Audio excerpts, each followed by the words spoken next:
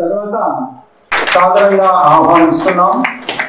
Doctor G master గారు వేదికపైకి రావాల్సిందిగా మనవి చేస్తున్నాం. తర్వాత శ్రీ పాశం యాదగిరి గారు, వచ్చిన సోరు సాంబయ్య గారు వారు కూడా వేదికపైకి రావాల్సింది. ఈరోజు తెలంగాణ రాష్ట్ర భాషా సంస్కృతి శాఖ ఆధ్వర్యంలో సౌజన్యంలో విశ్వజన కళా మండలి మరియు అంబేద్కర్ సాహిత్య పీఠం సంయుక్తంగా నిర్వహిస్తున్నటువంటి ఈ కార్యక్రమానికి ఇచ్చేసినటువంటి పెద్దలకు, వేదికపై కూర్చున్నటువంటి జేవిరాజు గారికి, అట్లాగే మా ఇళ్ళ దయానంద గారికి, సోరు సాంబయ్య గారికి, నాగరాజు గారికి, అమృత్ గారికి, అదేవిధంగా బుద్ధాన అప్పారావు గారికి, తమ్ముడు మరి రవీందర్ గారికి, పసునూరి అవేదయ్య గారికి, ఈ కార్యక్రమానికి ఇచ్చేసి మిగతా వాళ్ళు చర్చలో పాల్గొన్న వాళ్ళు అందరూ వచ్చి మాట్లాడతారు.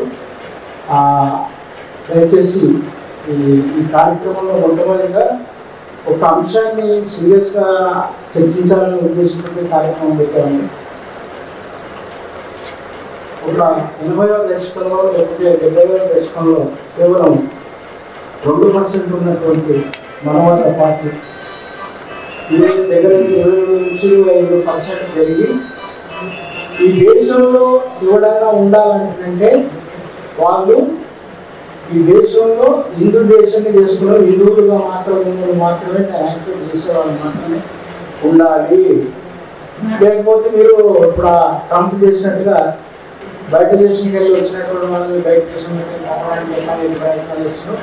అలాంటి ప్రయత్నాలకు ముందుగా వాళ్ళకి అడ్డొస్తున్నటువంటి అంశం అంటే రాజ్యాంగం. ముఖ్యంగా బాబాసాహెబ్ అంబేద్కర్ రాసినటువంటి రాజ్యాంగంలో ఉన్నటువంటి ఏదైతే సెక్యులర్ పదాన్ని, సోషలిస్ట్ పదాన్ని మెల్లమెల్లగా నిర్మూలించి వాళ్ళు ఒక మనువాద ఆర్యులకు సంబంధించినటువంటి అంశాన్ని ఇందులోకి తీసుకురావడానికి తీవ్రమైన ప్రయత్నంలో భాగంగా ఇప్పుడు మన దేశంలో మనం ఎలా ఉందాము, బతకడానికి మనకేమైనా ఆస్కారం ఉందా, సాహిత్యపరంగా, సంగీతపరంగా, మన సామాజిక ఉద్యమాల పరంగా కానీ, లేకపోతే తాత్విక పరంగా మనం ఏమైనా నిలదొక్కుని మనం మనుషులుగా బతికే అవకాశం ఉందా, లేకపోతే ఎందుకు లేదు, తర్వాత ఉండాలంటే ఏం చేయాలి అనే అంశాల మీద ఇక్కడికి వచ్చిన పెద్దలు వాళ్ళు మాట్లాడుతూ అంతకుముందుగా ఈ కార్యక్రమంలో వెంకటయ్య గారు, పసునూరి గారు, అదే మాట్లాడడానికి వచ్చిన శాంతి వారు మాట్లాడిన తర్వాత ఇక్కడ ముఖ్య అతిథులు వచ్చేసిన వాళ్ళు మాట్లాడతారు. దయచేసి ఎవరు మాట్లాడకూడదండి, ఒక్క మాట్లాడండి అయితే వినండి. ఇప్పుడు ఈ కార్యక్రమానికి మిగతా పెద్దలందరూ కూడా కలిసి బాబాసాహెబ్ అంబేద్కర్ చిత్రపటానికి పెద్దల రాజు గారు పూలంగా వేసి మిగతా జ్యోతి ప్రజ్వలన చేయాల్సి కోరుతున్నాను. దయచేసి ప్లీజ్. जोहार बाबा साहेब अंबेडकर, जोहार महात्मा ज्योतिराव फुले, जोहार माता सावित्रीबाई, जोहार माता रामाबाई.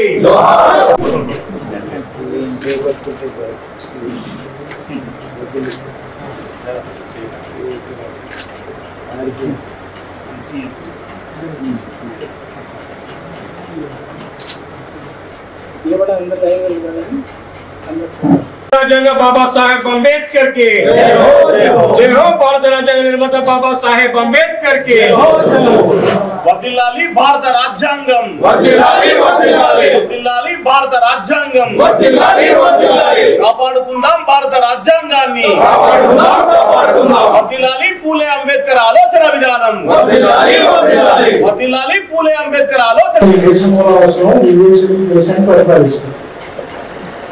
మేము జనవాదులో వాళ్ళు మనవాళ్ళు. తర్వాత మేము ఈ దేశానికి సంబంధించినటువంటి సర్వ సంపదని, సకల ఐశ్వర్యాలని, హరప్పా మొహంజదారో నగరాలను నిర్మించాము.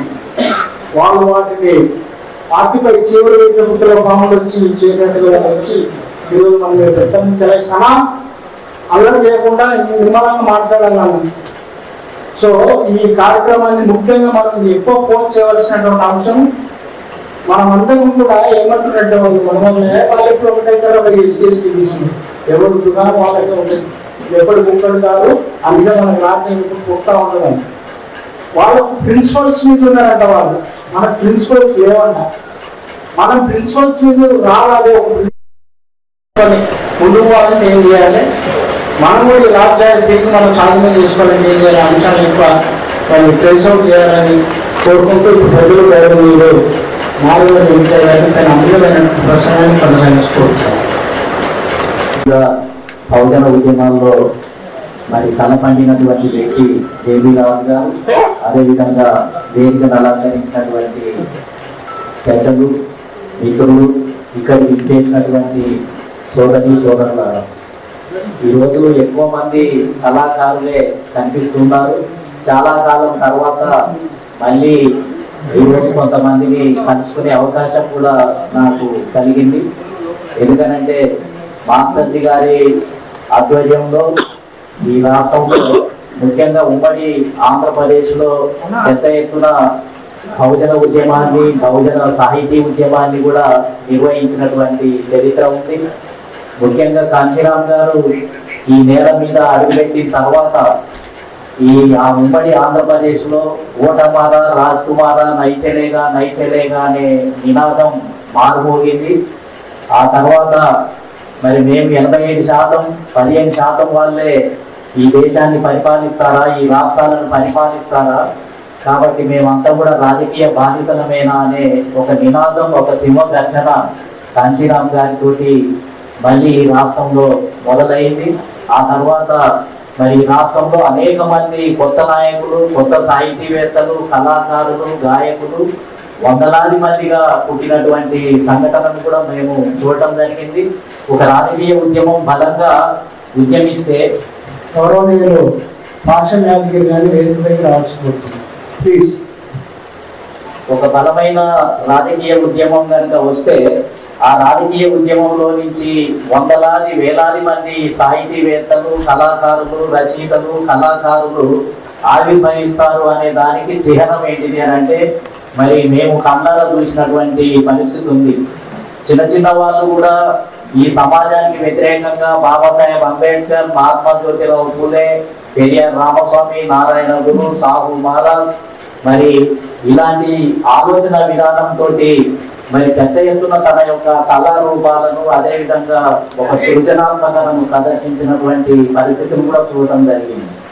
ముఖ్యంగా మేము గరకమే ఐక్యవేదిక 1992-93లో గరకమే ఐక్యవేదికను స్థాపించడం జరిగింది. బిఎస్ రాములు గారు, మాస్టర్జీ, నేను, ఇంగిలాల రామచంద్రరావు, కూడా అంజన్న, ఒక 10-12 మంది ముఖ్యులము. అసలు అంతకుముందు ఉన్నటువంటి సాహిత్యము అసలు సాహిత్యమే కాదు, అరసం విరసం ముసుగులో ఉన్నటువంటి సాహిత్యం ఏదైతే ఉందో అది కుల వ్యవస్థను మభ్యపెట్టింది, దాచిపెట్టింది. ఈ కుల వ్యవస్థలో ఉన్నటువంటి అసమానతను దాచిపెట్టింది.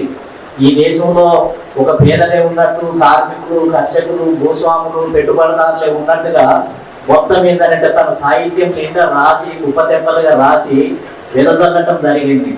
దాని ఫలితంగా ఈ దేశంలో ఇక బీసీలే లేనట్టు, అసలు అంటరాని కులాలే లేనట్టు, అసలు మాలలే లేనట్టు, మాదిగలే లేనట్టు, అసలు ఇంకా కులపరంగా అసమానతలే లేనట్టు, ఉన్నదల్లా పేదలు ధనికులే అనే ఒక రూపాన్ని తీసుకొని ఈ రాష్ట్రంలో అప్పటిదాకా కాంచీరామ్ గారు అడుగుపెట్టేంత వరకు కూడా ఈ రాష్ట్రంలో ఆర్థిక సమానతలే ప్రధానమైనవి అన్నట్టుగా చిత్రీకరించడం జరిగింది.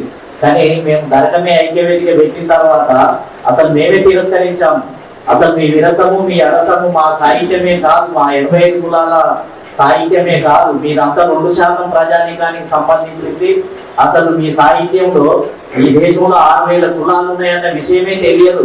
ఈ కుల సమానతలకు వ్యతిరేకంగా పూలే, అంబేద్కర్ లాంటి వ్యక్తులు, యోధులు పోరాటం చేస్తే ఎన్నో హక్కులు, అధికారాలు లభించినాయన్న విషయం ఈ సాహిత్యంలో లేదు. కాబట్టి మీది సాహిత్యమే కాదు అని తిరస్కరించినటువంటి గొప్ప సంఘటన మరి రాష్ట్రంలో జరిగింది. అది గరకమే ఐక్యవేదిక రూపంలో జరిగింది. అప్పుడు సత్యమూర్తి గారు కూడా అండర్ గ్రౌండ్ నుంచి వచ్చి ఈ ఉద్యమంలో కూడా మీటింగ్లలో కూడా ఆయన పాల్గొన్నటువంటి పరిస్థితి ఉంది. కాబట్టి ఆ విధంగా ఇవాళ ఎస్సీ ఎస్టీ బీసీలు అనే పదం, రాజ్యాధికారం అనే పదం, ఎక్కడ చూసినా పూలే అనే పదం, అదే విధంగా అంబేద్కర్ అనే పదం మారుమోగుతుంది అని అంటే అది కాంశీరామ్ గారు వెదజల్లినటువంటి ఉద్యమం, ఇచ్చినటువంటి స్ఫూర్తి.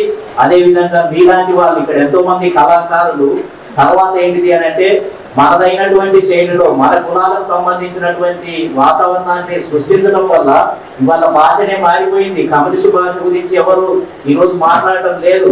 ఈయన మాట్లాడేదంతా మన భాషనే. ఎక్కడ చూసినా మన ఇజమే, మన అంబేద్కరిజమే, మన కాంశీరామ్ గారే, మన పూలే గురించే మాట్లాడుతున్నటువంటి పరిస్థితి ఉంది. కాబట్టి ఇవాళ ఉన్నటువంటి అంశం అయితే చాలా అద్భుతమైనటువంటి అంశం. ఎందుకంటే 75 సంవత్సరాల స్వతంత్ర భారతదేశంలో ఈ భారతదేశానికి ఇతర దేశస్తులు వచ్చినప్పుడే మార్పు జరిగింది. ఒక రకంగా చెప్పాలి అని అంటే ఒకరు ముస్లిం సమాజం ఈ భారతదేశానికి వచ్చిన తర్వాత దేవుడు ఒక్కడే, అల్లా ఒక్కడే, మొత్తం ఏంటంటే ఒకటే మతము, ఒకటే దేవుడు అనే విధానం వచ్చిన తర్వాతనే భక్తి ఉద్యమం జరిగింది భారతదేశంలో. కబీర్ దాస్ గాని, రవిదాస్ గాని, గురునానక్ గాని ఇలాంటి భక్తి ఉద్యమకారులంతా వచ్చేసి వాళ్ళు కూడా ఒకటే దేవుడు, అందరూ సమానమే అనే ఒక భావజాలాన్ని సృష్టించడం వల్ల భారతదేశంలో తలుపులు తెరవబడ్డాయి. బడుగు బలహీన వర్గాలకు ఒక వెసులుబాటు కలిగినటువంటి చరిత్ర ఉంది. అంటే ఇతర దేశస్తులు ఫ్లెక్సిబుల్ ఉంటారు కాబట్టి వాళ్ళు ఈ దేశాల్లో పరిపాలించడానికి వచ్చినప్పుడు, ఈ దేశం మీద గెలిచినప్పుడు వాళ్ళు లిబరల్ గా ఏంటిది అని అంటే విధానాలను రూపొందించడం జరిగింది. ప్రముఖ సినిమా జర్నలిస్టు పాషిన ఆంజనేయం వారు అన్నకి అమోఘమైనటువంటి చరిత్ర తెలుసు కాబట్టి వారు ఇలా ఒక విషయం జరిగింది. ఏంటంటే మడ్డ జరిగినటువంటి రోజు ప్రజాస్వామ్యం మడ్డ జరిగిన రోజుగా జరుపుకున్నాను. అంటే వీళ్ళు పెద్ద బ్రహ్మాండమైనటువంటి ఉద్ధరించేసి బ్రహ్మాండంగా కథలు లాంటి అంశాలు చేసుకుంటూ వాళ్ళేమో నిన్న ప్రజాస్వామ్యం మడ్డ జరిగింది అన్నారు. ఈ వైవిధ్యాన్ని ఎలా చూడాలి అసలు అంటే మన సినిమా జ్యోతిబా పూలే సినిమా వస్తే దానికి ఎవరు రాని మన సినిమాకు సంబంధించినటువంటి ఏమన్నా మొన్న 23 అనే ఒక సినిమా వచ్చింది, అద్భుతమైనటువంటి సినిమా. మరి అటువంటి సినిమాలు వస్తేనేమో నేను ఎవరు చూడలే, ఎవరు రానియదు. కానీ మన చాలా వచ్చింది ఒక సినిమా, దాని విపరీతమైనటువంటి ప్రచారం చేసిండు. అవరాత్రుడు, అత్తాసంతుడు, ఇత్తాసంతుడు అని చెప్పేసి మొత్తం ఆకు బొందలన్నీ తోటి చరిత్రను తీసి మన బుర్రని ఏంటంటే అభివృద్ధి డైవర్ట్ చేస్తున్నాం. దీన్ని ఎదుర్కొనే కెపాసిటీ మనకి ఏమైనా ఉందా లేదన్నా దయచేసి అమూల్యమైన సందేశం ఉన్నారు. ఈరోజు మాస్టర్జీ కాదు అంటే మాస్టర్, ఎందుకంటే ఇది మనం చర్చ పెట్టాలి. నారాయణ గారు చెప్పినట్టు మనం సాధించిన మా రాజ్యాంగానికి 4 స్తంభాలు 75 ఏళ్ళు అయింది. అంబేద్కర్ గారు రాసింది అందరికీ జస్టిస్ ఉండాలి, న్యాయం పెట్టాలి, సమానత్వం, ఈక్వాలిటీ ఉండాలి. జెల్ఫర్ గుర్తుపెట్టుకుంటాం, justice, equality, liberty and fraternity. ఈ 4 సాధించిన మాట ఆకాంక్ష. అందరికీ జస్టిస్ వచ్చిందా? ఎక్కడ వచ్చింది? ఆఖరి భోపాల్ గ్యాస్ 1984 డిసెంబర్ 2 65,000 మంది వచ్చింది అర్ధరాత్రి. మళ్ళీ అమెరికా వాడు అప్రూవ్ కావాలి. ఆ తర్వాత 1 year లో 1.5 lakh తెచ్చింది. మొత్తం రిజల్ట్ తెచ్చుకోండి. ఇప్పటికీ భోపాల్లో గ్యాస్ రిలీఫ్ డిపార్ట్మెంట్ ఉంటుంది. 30 క్లినిక్లు ఉంటాయి ఆ టౌన్లో. ఏ హాస్పిటల్ పోయినా రోజు 1000 మంది వాళ్ళ పిల్లలు కూడా రోగాలు, మనవాళ్ళు పొద్దుమాన కూడా రోగాలు. ఏం జస్టిస్ వచ్చింది? 1997 జడ్జిమెంట్. ఏ మామూలు చీఫ్ జస్టిస్ ఆఫ్ ఇండియా ఏం చెప్పిండు? ఇన్ని లక్షల మంది చచ్చిపోతే ఇట్స్ లైక్ కార్ యాక్సిడెంట్. నువ్వు మీకు ఇచ్చేవారు కార్ యాక్సిడెంట్, కారు ప్రమాదాలు జరిగితే కారు ప్రయాణం మారేస్తున్నా? కాల్పంలో హోమిసైడ్ ఆటోమేటిక్ ప్రమాదం. అదే పొరపాటు జరిగిందండి, కావాలని చేసిన హత్య కాదు. మరి ఆండర్సన్ ఒక్కరోజైనా పోలీస్ స్టేషన్ పెట్టి ఎక్కిందా? యూనియన్ కార్పొరేటర్ ఒక్కరోజు జైలు పెట్టి ఎక్కిందా? కోర్టు పెట్టి ఎక్కిందా? ఏ విమానం దిగిందో అదే విమానం పెట్టి ఎక్కిందా? ఒక్కరోజు పార్లమెంట్ చర్చ జరిగిందా? ఒక్కరోజు 2 లక్షల మంది చచ్చిపోతే worst industrial disaster in the world after industrial revolution 1875 1890 అనుకున్నాం. వేసిన తర్వాత ఇంత పెద్ద ప్రమాదం ఎక్కడ జరిగింది? ఇంత జరిగితే ఏం పనిష్మెంట్, ఏం శిక్ష, ఏం చర్చ? ఇది ప్రజాస్వామ్యమా? దేశంలో ఇంతకుముందు ఆసర్జీ గారు చెప్పినట్టు మనం భ్రమగా ఉండదు. దేశంలో ప్రజాస్వామ్యం లేదు. అమెరికా ఏం చెప్తారంటే అది గ్రేటెస్ట్ డెమోక్రసీ అట, ఇండియా అంటే లార్జెస్ట్ డెమోక్రసీ అట. 140 కోట్ల ప్రజాస్వామ్యం ఏముంది? అమెరికాలో ఏముంది కార్పొరేట్ కార్పొరేట్ పరిపాలన. ఎక్సాన్ కంపెనీ, ఎజరాన్ కంపెనీ, ఫోర్త్ ఫిల్టో కంపెనీ, ఎన్రాన్ కంపెనీ అది చెప్పింది. వాళ్ళ ఏజెంట్లు మన దగ్గర ఆదాని అమ్మాయి, వాళ్ళ అమెరికన్ కంపెనీ ఏజెంట్, వాళ్ళ ఏజెంట్ మోదీ ఏజెంట్ రేవంత్ రెడ్డి లేదా కేసీఆర్, వాళ్ళ ఏజెంట్ మన భూస్వామి. దేశంలో ఉన్నది క్లెప్టోక్రసీ. క్లెప్టోక్రసీ అంటే పొలిటికల్ సైన్స్ లో చోరతంత్రం, రూల్ బై థీవ్స్. డెమోక్రసీ అంటే rule by people. Rule by people ఉందా? నేను ఎప్పుడు చెప్తుంటాను, దేశంలో ప్రజాస్వామ్యం ఉందంటే అట్లా శత్రువు చెప్తుంటాడు, నా పక్కన మిత్రుడు చెప్తుంటాడు. నా శత్రువు చెప్తాడు బద్మాషాడు, నా మిత్రుడు చెప్తాడు బేకూఫ్గాడు.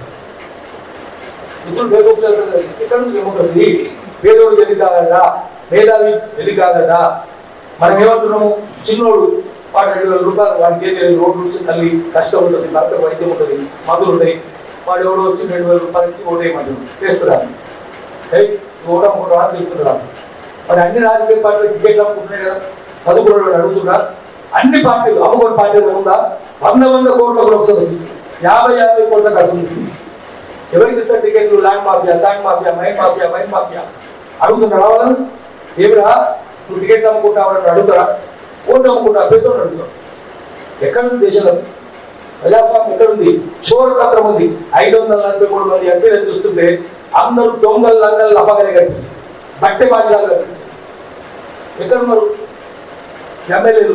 మంచివాడు కనిపిస్తుంది. కానీ కౌరవుల సభలో ద్రౌపదికి అన్యాయం జరిగింది. ఎవరు అడిగినా జూదం ఆడుతుందని చెప్పిండా?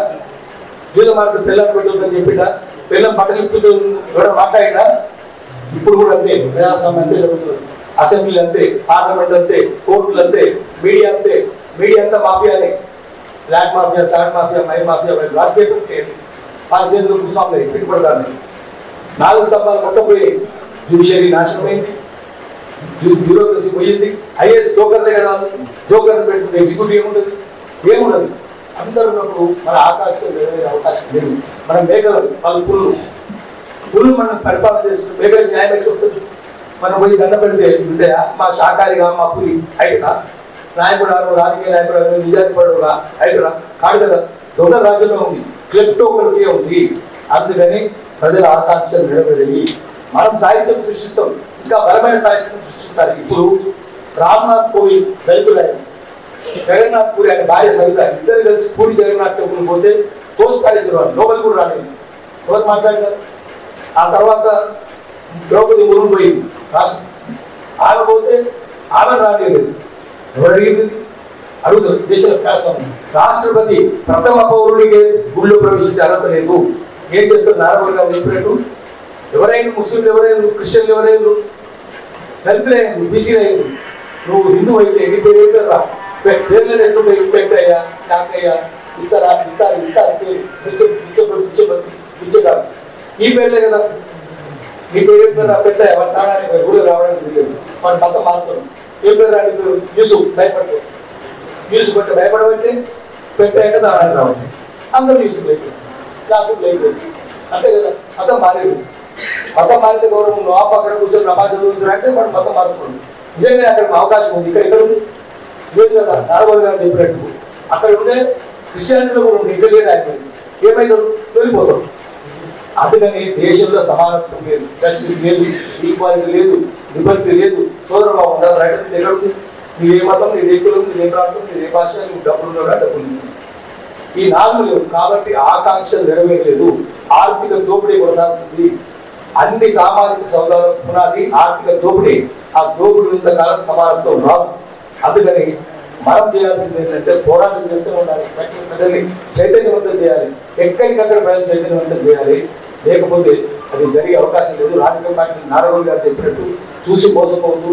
అందరూ వాళ్ళ చేతుల్లో ఉన్నారు, అగ్రకులాల చేతులు ఉన్నారు, దోపిడి దొంగల చేతుల్లో పార్టీలు ఉన్నాయి. చిన్న జోక్ చెప్పి ఆపిస్తారేమో. ఒక పార్టీ ఇంకో పార్టీని తీసుకుంటుంది, అందరు కలిసే ఉంటారు. ఢిల్లీలో 2 షాపులు లేడు, బట్టల దుకాణాలు. హైదరాబాద్ ఎంపీ కానీ ఉంటుంది, యూనిఫార్మ్ ఉంటుంది. అక్కడ ఢిల్లీ కూడా 2 మద్రాస్ సిటీస్, ఇంకో దాంట్లో పంజాబ్ ప్లేసెస్. పంజాబ్ ప్లేసెస్ పోతే వాడు మద్రాస్కి తీసుకుంటాడు, మద్రాస్కి తీసుకుపోతే వాడు పంజాబ్ ప్లేసెస్ ఉంటుంది. పంజాబ్ ప్లేసెస్ పోయిననుకోండి, అది చెప్తాడు यही कहीं तो अच्छा माल बेहतर माल टिकाऊ माल అన్ని కहीं దొరుకుతుంది ఇక్కడ పంజాబ్ భూల్ के పొరపాటున కూడా మీరు మద్రాసు తీసుకోకండి మీ డబ్బులు పోతాయి మోసం అవుతుంది పోతే తగ్గట్టు శ్రీలంక పోయి వాళ్ళని అనుకున్నాడు మద్రాసు మిమ్మల్ని కూడా అంతే చేస్తారు అని వీడితే వాళ్ళు చెప్తారు మద్రాసుకి తీసుకుపోతే వాడు పంజాబ్ ప్రశ్నలు చెప్తాడు మంచి మంచి మంచి సరుకు మల్లికైన సరుకు నమ్మకైన సరుకు మా దగ్గరనే ఉంటుంది మీరు పొరపాటున కూడా పంజాబ్ ప్రెసెస్ పోకండి అన్ని డూప్లికేట్ కాపీ డూప్లికేట్ మమతార్ డూప్లికేట్ బిల్లి డూప్లికేట్ ఎస్కుమార్ డూప్లికేట్ అన్ని డూప్లికేట్ ఉంటాయి మీరు సొమ్ము పోతుంది అడిగితే తప్పుతారు అది పోకండి మీకు వాడు వాళ్ళ మీరు ఒకరోజు మా నారదులు లాంటి ఆయన పిల్లలు తీసుకొని యూనిఫామ్ కొట్టామని పంజాబ్ ప్రెసెస్ పోతే అది షట్టర్ డౌన్ ఉంది కర్లోచన్ సింగ్ ఓనర్ డైట్ పోయి మామూలు ఇస్తారు ఆయన చచ్చిపోయి శోకం దుకాణం పూజేశారు అయ్యో మరి ఇక్కడ కూడా మీకు సమానమైన మద్రాసు చెప్పుడు వాడు తింటుంటాడు కదా ఖరాబ్ అవ్వదు అక్కడికి పోతారా అక్కడ పోయినాడు పిల్లలు అక్కడ కూడా shutter down Karlochan Singh owner diet మామూలు చెప్తారు ఇద్దరికి యజమాని వీటికి వాడు వాళ్ళని వీడు ప్రచారం చేసుకుంటున్నారు అందుకని అన్ని రాజకీయ పార్టీలకు ఒకటే యజమాని ఒకే కులపోడు ఒకే డబ్బులు అందుకని మనం మోసపోవద్దు నారాయణ గారు సరిగ్గా చెప్తున్నారు అందుకని వారికి అప్లై చేసి అందుకని అందరికి వాళ్ళే యజమానులు అదే అక్కడ కులాలు అదే డబ్బులు ఉన్నోళ్ళు అదే దోపిడిగాలు అదే మాఫియా గారు అందుకని మనం మళ్ళా కాంచనం దారిలో పోవాలి పోయి బహుజన రాజ్యం చేసుకోవాలి ఆదివాసుల కోసం పనిచేయాలి నేనైతే చెంచులు గోళ్ళు కోయిలు నోలేరు కదా వాళ్ళ కోసం పనిచేయాలి అది మనం చేయాల్సింది అందరికంటే అక్కడ ఉన్నారు పక్కన ఇస్తారు వాళ్ళు 6th schedule north east tribes 5th schedule south చెంచులు జనాభా రోజు తగ్గుతుంది ఏమన్నా చెప్పింది దిస్ ఇంట్రెస్టింగ్ ట్రైబ్ అది డిక్లైన్ భాష కూడా పోయింది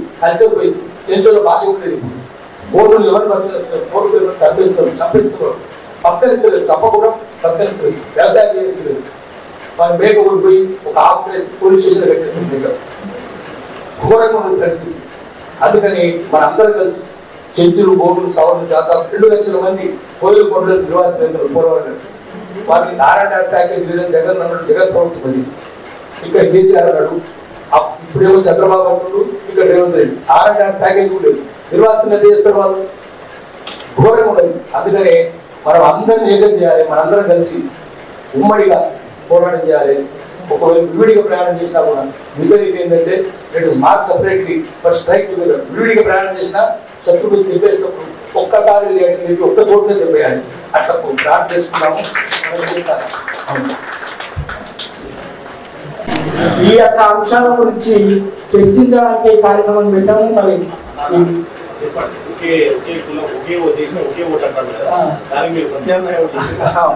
అయితే విద్యులారా మన అన్ని ఒకటే కావాలన్న నాకు మోడీ అంటే చాలా గౌరవం కూడా చాలా ప్రేమ కూడా ఎందుకంటే ఆయన దేశం ఎంతో బ్రహ్మాండంగా నడిపిస్తామని మారుస్తా ఉన్నాం ఏమంటుందంటే ఒకే దేశం ఒకే రాజ్యాంగం ఒకే కాన్స్టిట్యూషన్ ఒకే ఎన్నిక ఒకే జిఎస్టి మరి ఇన్ని మార్చినటువంటి ఎంత కెపాసిటీ ఉంటుందని 370 ఆర్టికల్ తెచ్చి బ్రహ్మాండంగా కాశ్మీర్లో ఉన్నటువంటి ఆ ప్రత్యేకతను తీసుకొట్టేశారు మనం ఇవన్నీ నమ్మాలి నిజంగా కూడా దేశభక్తులు అంటే ఒకే కులం పెట్టు అంటే పెడితే పార్టీ పనిచేసే కులంలో పెట్టు లేకుంటే బాబర్ కులంలో పెట్టు బ్రాహ్మణ్ ఆరు మంగి ఇవి పెట్టలే అనుకో ఇవన్నీ చెప్తాయని మోసాలని మీరు నమ్మకంగా ఒక రాసి పెట్టుకోవాలి మిత్రులారా ఇప్పుడు ఈ దేశంలో ఇక్కడ ఈ కార్యక్రమాన్ని ఇచ్చేసినటువంటి మా సోదరులు పోకల్ కిరణ్ ఏది రావాల్సిన కోరుతున్నాం అదేవిధంగా మిత్రులారా మన కళామండలిలో కొన్ని సంవత్సరాల నుంచి పనిచేస్తూ మరి ఎంతో సేవలు అందిస్తున్నటువంటి శాంతకుమారి గారు ఇప్పుడు 33% రిజర్వేషన్ ఇస్తారట మహిళలు ఇప్పుడున్న రిజర్వేషన్లకే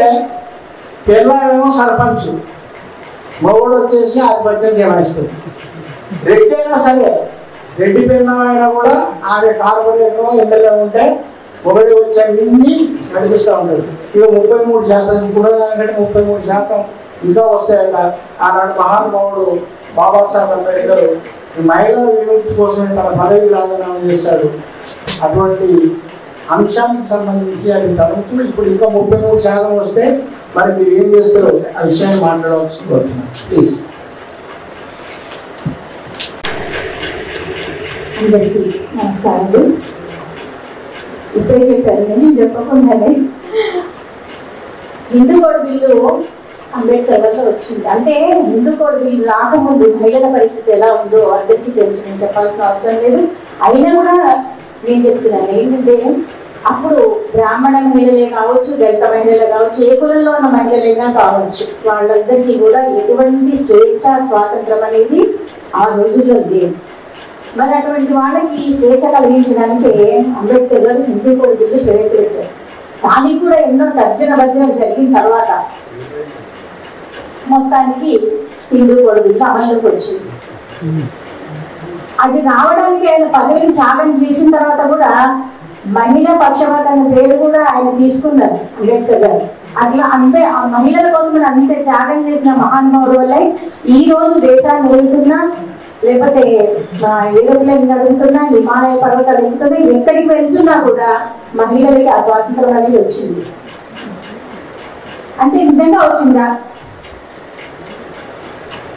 నా ప్రశ్న. ఈ 75 సంవత్సరాల్లో మహిళలకి ఎంతవరకు స్వాతంత్రం వచ్చింది అని చెప్తున్నారు, కానీ ఎంతవరకు వచ్చింది? సమానత్వం అంటున్నారు. ఎన్ని కుటుంబాల్లో మహిళలకు సమానత్వం ఇస్తున్నారు? ఎన్ని కుటుంబాల్లో మహిళలను గౌరవిస్తున్నారు? మహిళలను బయటకు తీసుకొస్తున్నారు? మహిళలకి అన్ని రంగాల్లోనూ వాళ్ళకి చైతన్యాన్ని కలిగిస్తున్నారు. ఇది నా ప్రశ్న.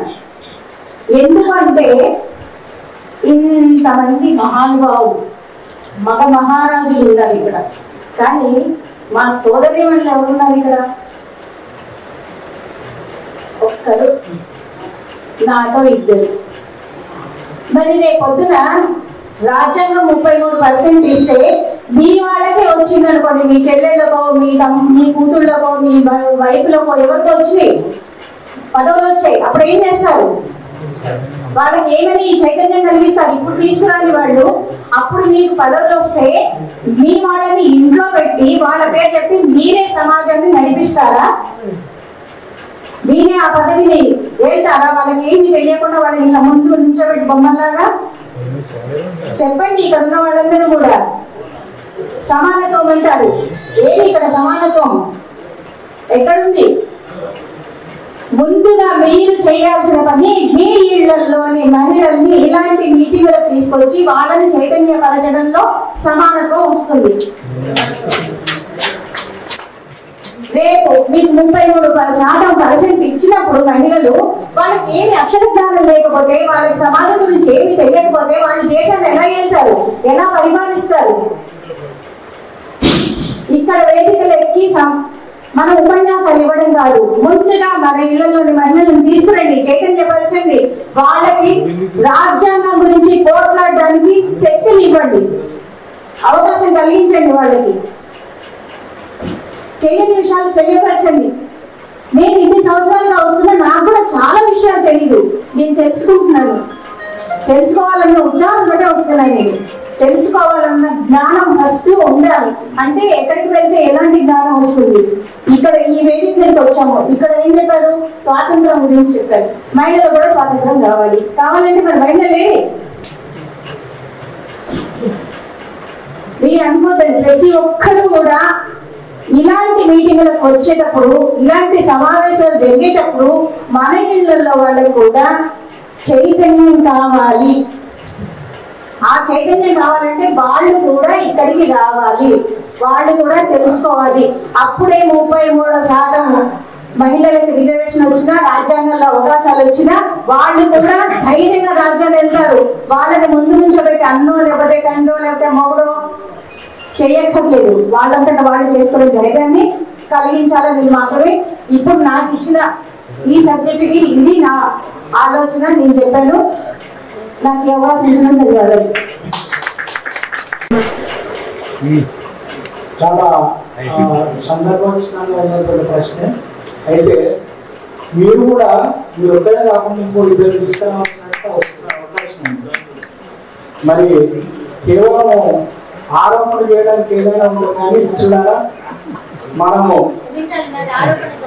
అయితే విషయం ఏంటంటే మనం వచ్చినప్పుడు మనం కూడా ఒక ఇద్దరు తీసుకొచ్చి వాటి ప్రయత్నం చేసినప్పుడు మా మీద క్వశ్చన్ పోయారు. నేను మొబైల్లోనే ఎంతమందిని తీసుకొచ్చాను, మీరు ఆరోగ్యంలో ఎంతమంది తీసుకొచ్చారో మీరు కూడా వేసుకోవాలి, తెలుసుకుని మళ్ళీ ఇచ్చాలి ఒక విషయం. అయితే మిత్రులారా ఇప్పుడు ఈ అంశంలో చర్చించడానికి ముందు మన పెద్దలు ఎవరైతే కార్యక్రమానికి వచ్చారో మన జేబీ రాజశేఖర్ గారు, తర్వాత మన బుద్ధాన అప్పారావు, మన సోర సాంబయ్య గారు, వారికి ఇద్దరు కూడా మధ్యాహ్నం ఉన్నది అయినా కూడా చిన్న విషయాలు మాట్లాడాలి వాళ్ళు.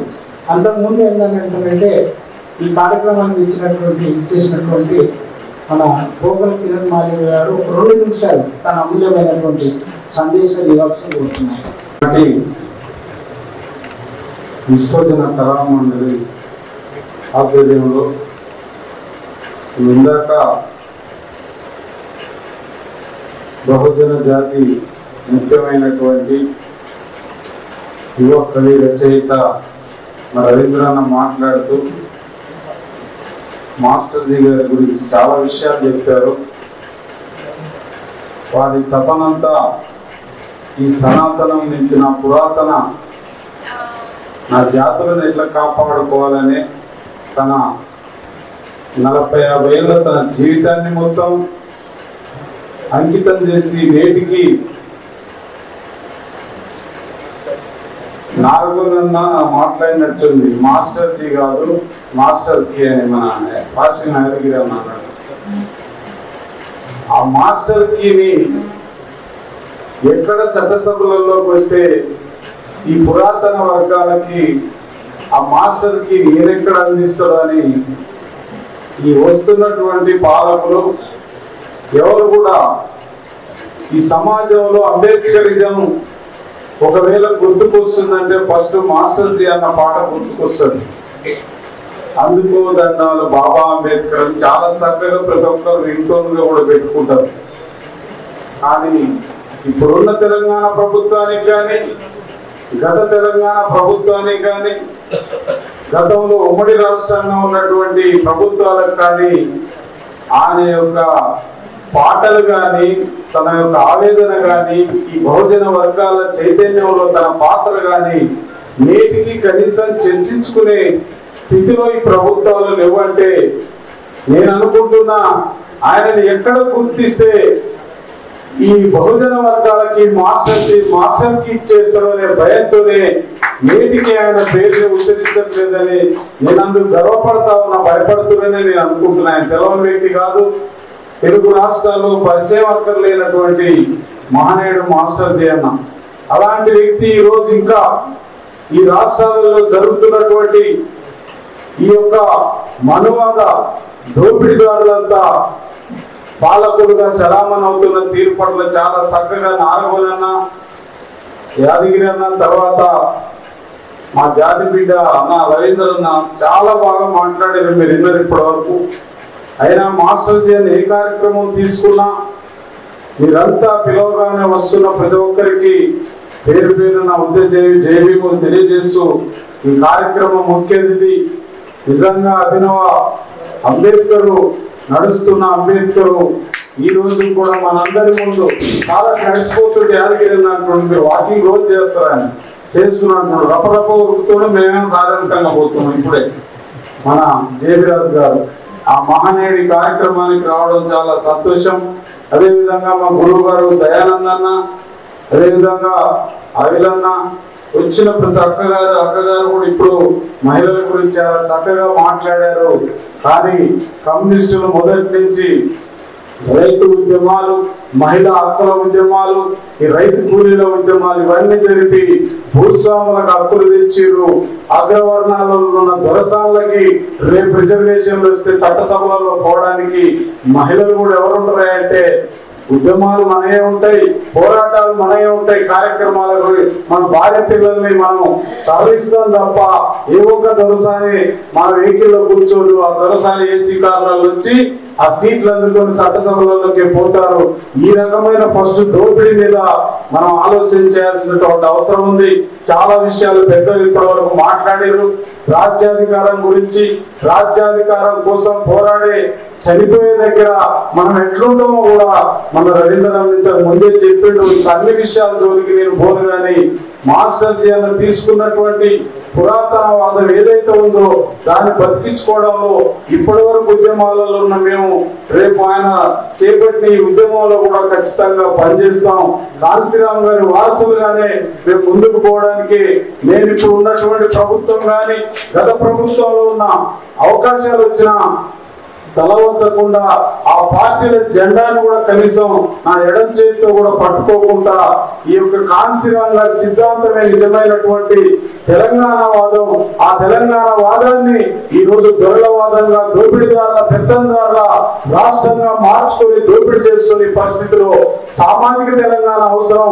ఇందాక మన ఈ మధ్య కాలంలో మరొక దొరసానమ్మ ఈ రాష్ట్రంలో సామాజిక న్యాయం గురించి మాట్లాడుతూ ఉంది. 10 రాష్ట్రాలు 10 సంవత్సరాలు దోసుకున్న దొరగారి బిడ్డ అయినటువంటి దోసాన్ని సామాజిక తెలంగాణ అంటుంది, బహుజనవాదం అంటుంది, బీసీ వాదం అంటుంది.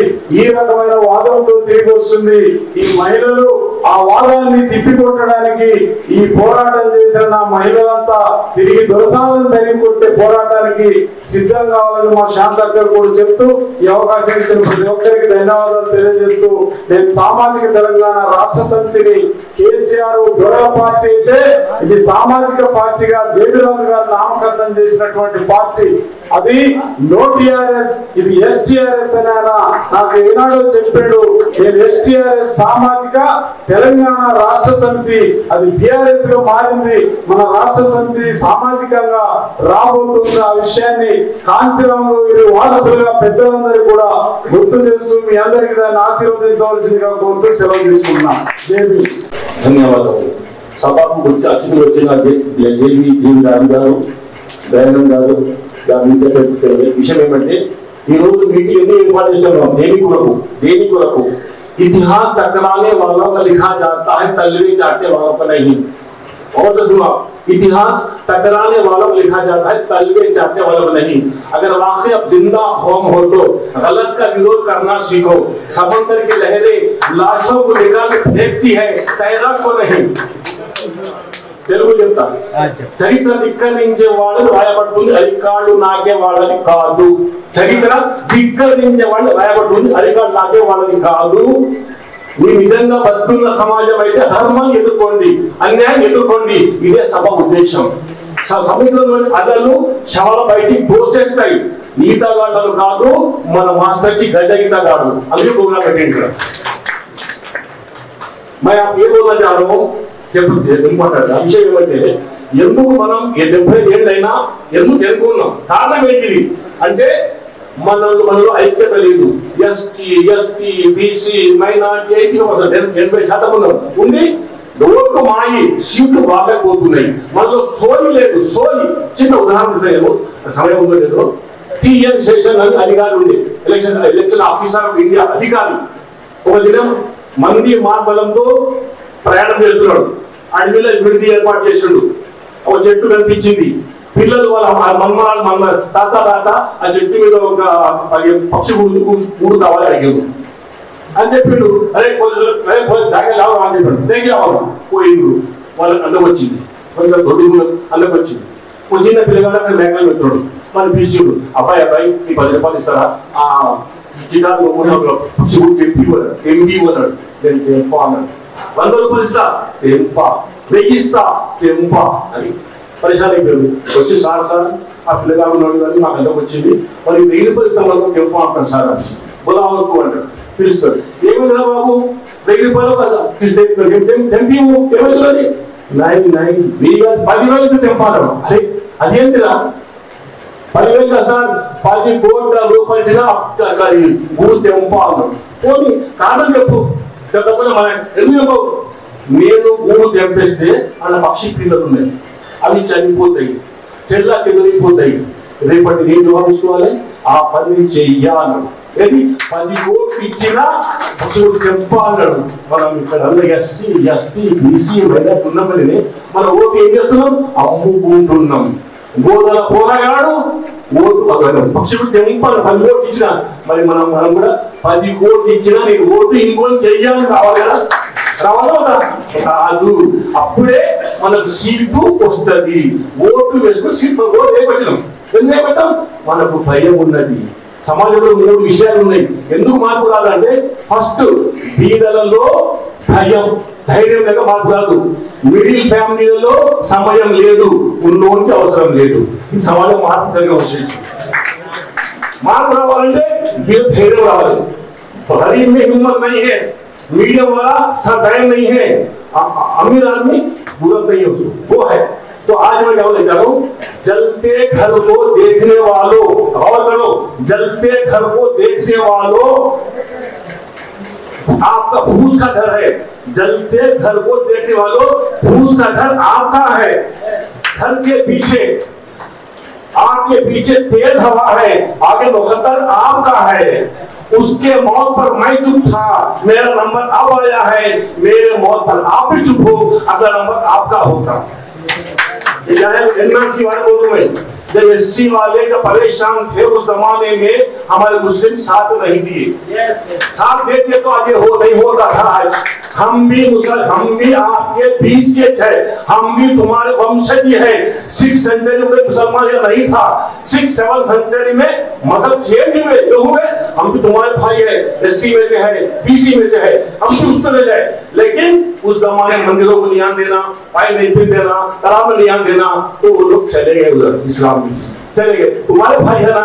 आज क्या हो रहा बोले तो पहला हमला हमारे होगा, मेरे कतल पे आप ही चुप हो, तो नंबर आपका है। मनुवादी का हो चल रहा, मनुवादी क्या कर रहे, पहले मुसलमान खत्म करो, बाद में एससी को लो, क्रिश्चियन को लो। उनका टारगेट वो है, क्यों? पूरा हिंदुस्तान मनुवादम हो जाना। कैसा? ब्रह्मा यहाँ से पैदा हुआ, वैश्य यहाँ से पैदा हुआ, यहाँ से पैदा हुआ, शूद्र वहां से पैदा हुआ। तो वो बता, मनुष्य धर्म शास्त्र में है, वो बता के हम लोग ब्रह्मा है, तुम लोग नीचे हो। आज तक वही चल रहा। कल अगर मेजॉरिटी फुल हैप्पी उन्हें चाह रहे राज्यांगम को चेंज करना, चेंज करके राज्यांगाన్ని మార్చి మనువాదం తెచ్చి రాజ్యం మీద పాతకాలంలో అదే ఉన్నది। ఇప్పుడు మనం బిడ్డ ఎస్సీ ఎస్టీ బీసీ ఏక్ కాకపోతే ఏం చేయలేము। చిన్న ఉదాహరణ చెప్తున్నాను। आज हिंदू భారతదేశంలో 100 రూపాయలు ఉన్నాయి, 100 రూపాయలు, 100 రూపాయలలో మన వాట ఎంత? 80 రూపాయలు ఎస్సీ ఎస్టీ బీసీ। కానీ మన దగ్గర 15 రూపాయలు లేవు। వాళ్ళు 10 మంది, ఎవరు? బ్రాహ్మణులు, రెడ్లు, అందరూ 10 మంది కాడ 90 రొట్టెలు ఉన్నాయి। 90 रुपए है, हम 90 आदमी है, 10 रुपए है, ये लड़ लेते हम लोग। आदमी 90, मेंबर्स 90 रुपीस 10 कोटलाटे వాళ్ళు मेंबर्स 10 रुपए 90 वो खा रहे वो लोग। कल आगे जमाने में ये होशियार नहीं होना, सामने नहीं आना, इसलिए वो लोग ये करे, वो 90 रुपए हम खा लेना। 90 रुपए 10 मेंबर्स మనం 90 మంది ఉండి बिल्कुल सही नहीं, 10 रोटी नहीं बस हो रहा, 10% लड़ रहे मार ले। अगर हम इक्वल है तो सबको ये रोटी मिलता। क्या कहना? तुम्हारा वोट तुम डाल देना। खुदा हाफिज, जय तेलंगाना, जय हमारे मास्टर जी, जय मास्टर। ఎందుకంటే వారు చెప్పినటువంటి ఒక నిజాన్ని పంజాబ్లో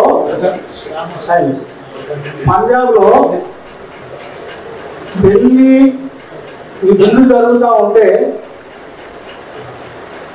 తీవ్రవాదులు వచ్చి వాళ్ళ మీద కాల్పులు జరిపారు। ఎందుకంటే పంజాబ్ లో చెప్పినట్టుగా పక్క వాళ్ళ కులం మీద జరుగుతున్నట్టు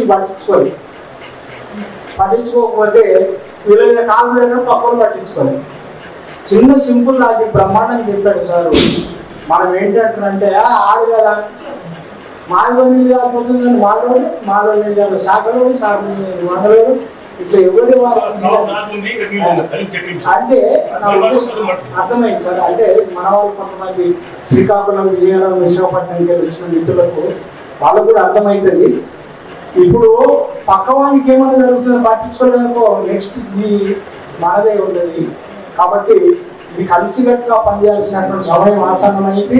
మిత్రులారా, వాల్యూస్ ఎలా చేంజ్ చేస్తుందని చెప్పడానికి నిన్న ఎప్పుడో 50 ఏళ్ల క్రితం జరిగినటువంటి ఏదైతే ఎమర్జెన్సీ సంబంధించి అది కూడా ఒక మంచి థాట్ తోటి ఆనాడు ఉన్నటువంటి మరి నెహ్రూ గారు ఆశించినటువంటి సోషలిస్టిక్ సమాజాన్ని తీసుకురావాలన్నప్పుడు అది ఆయన పీరియడ్లో కొంత చేశాడు.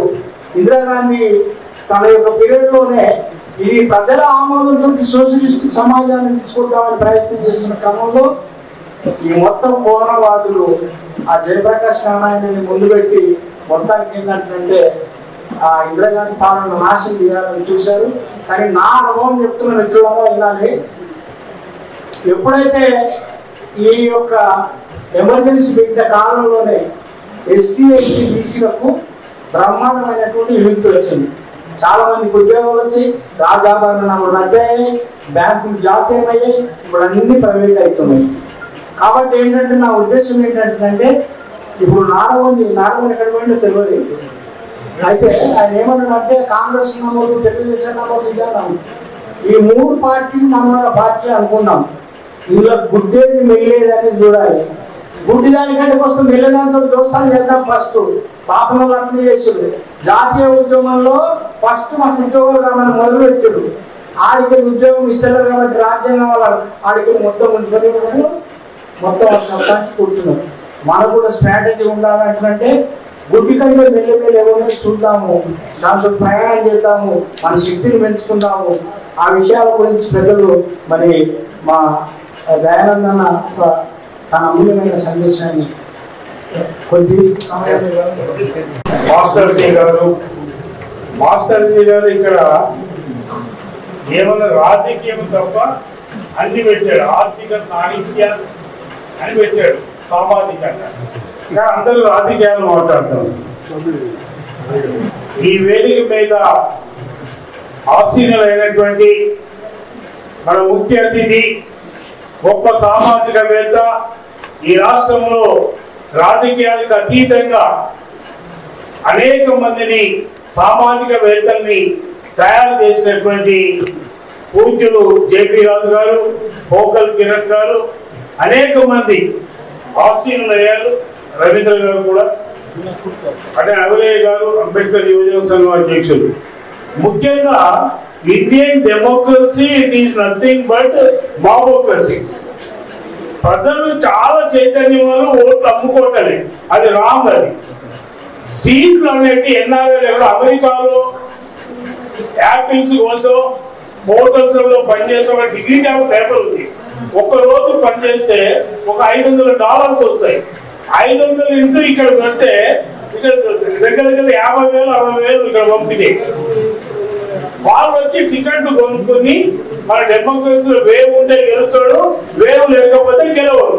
నువ్వు $1000 ఓటుకి ఇచ్చినా అసలు మీడియా లేని రోజులలో 78లో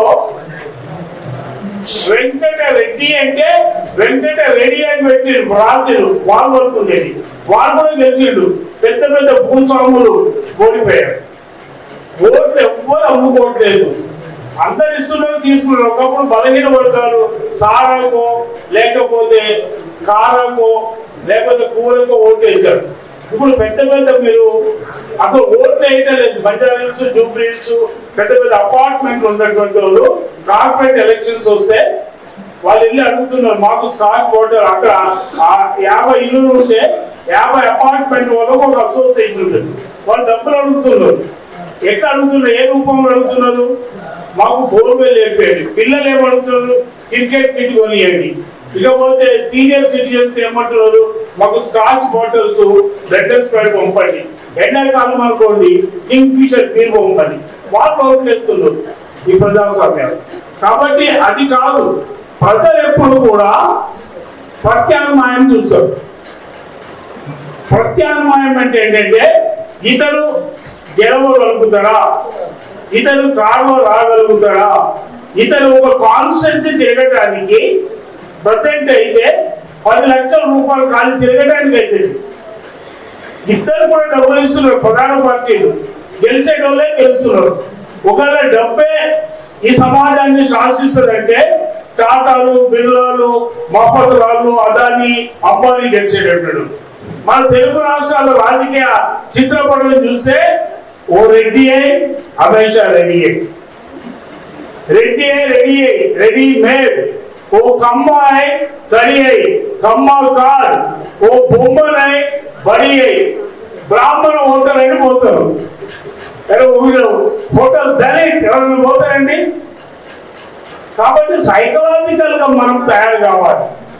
ఎయిర్టెల్ మాటలు అంటారు. ఎయిర్టెల్ కంపెనీ ఏం చేస్తారు? ఎయిర్ అంటే గాలి, టెల్ అంటే మాట.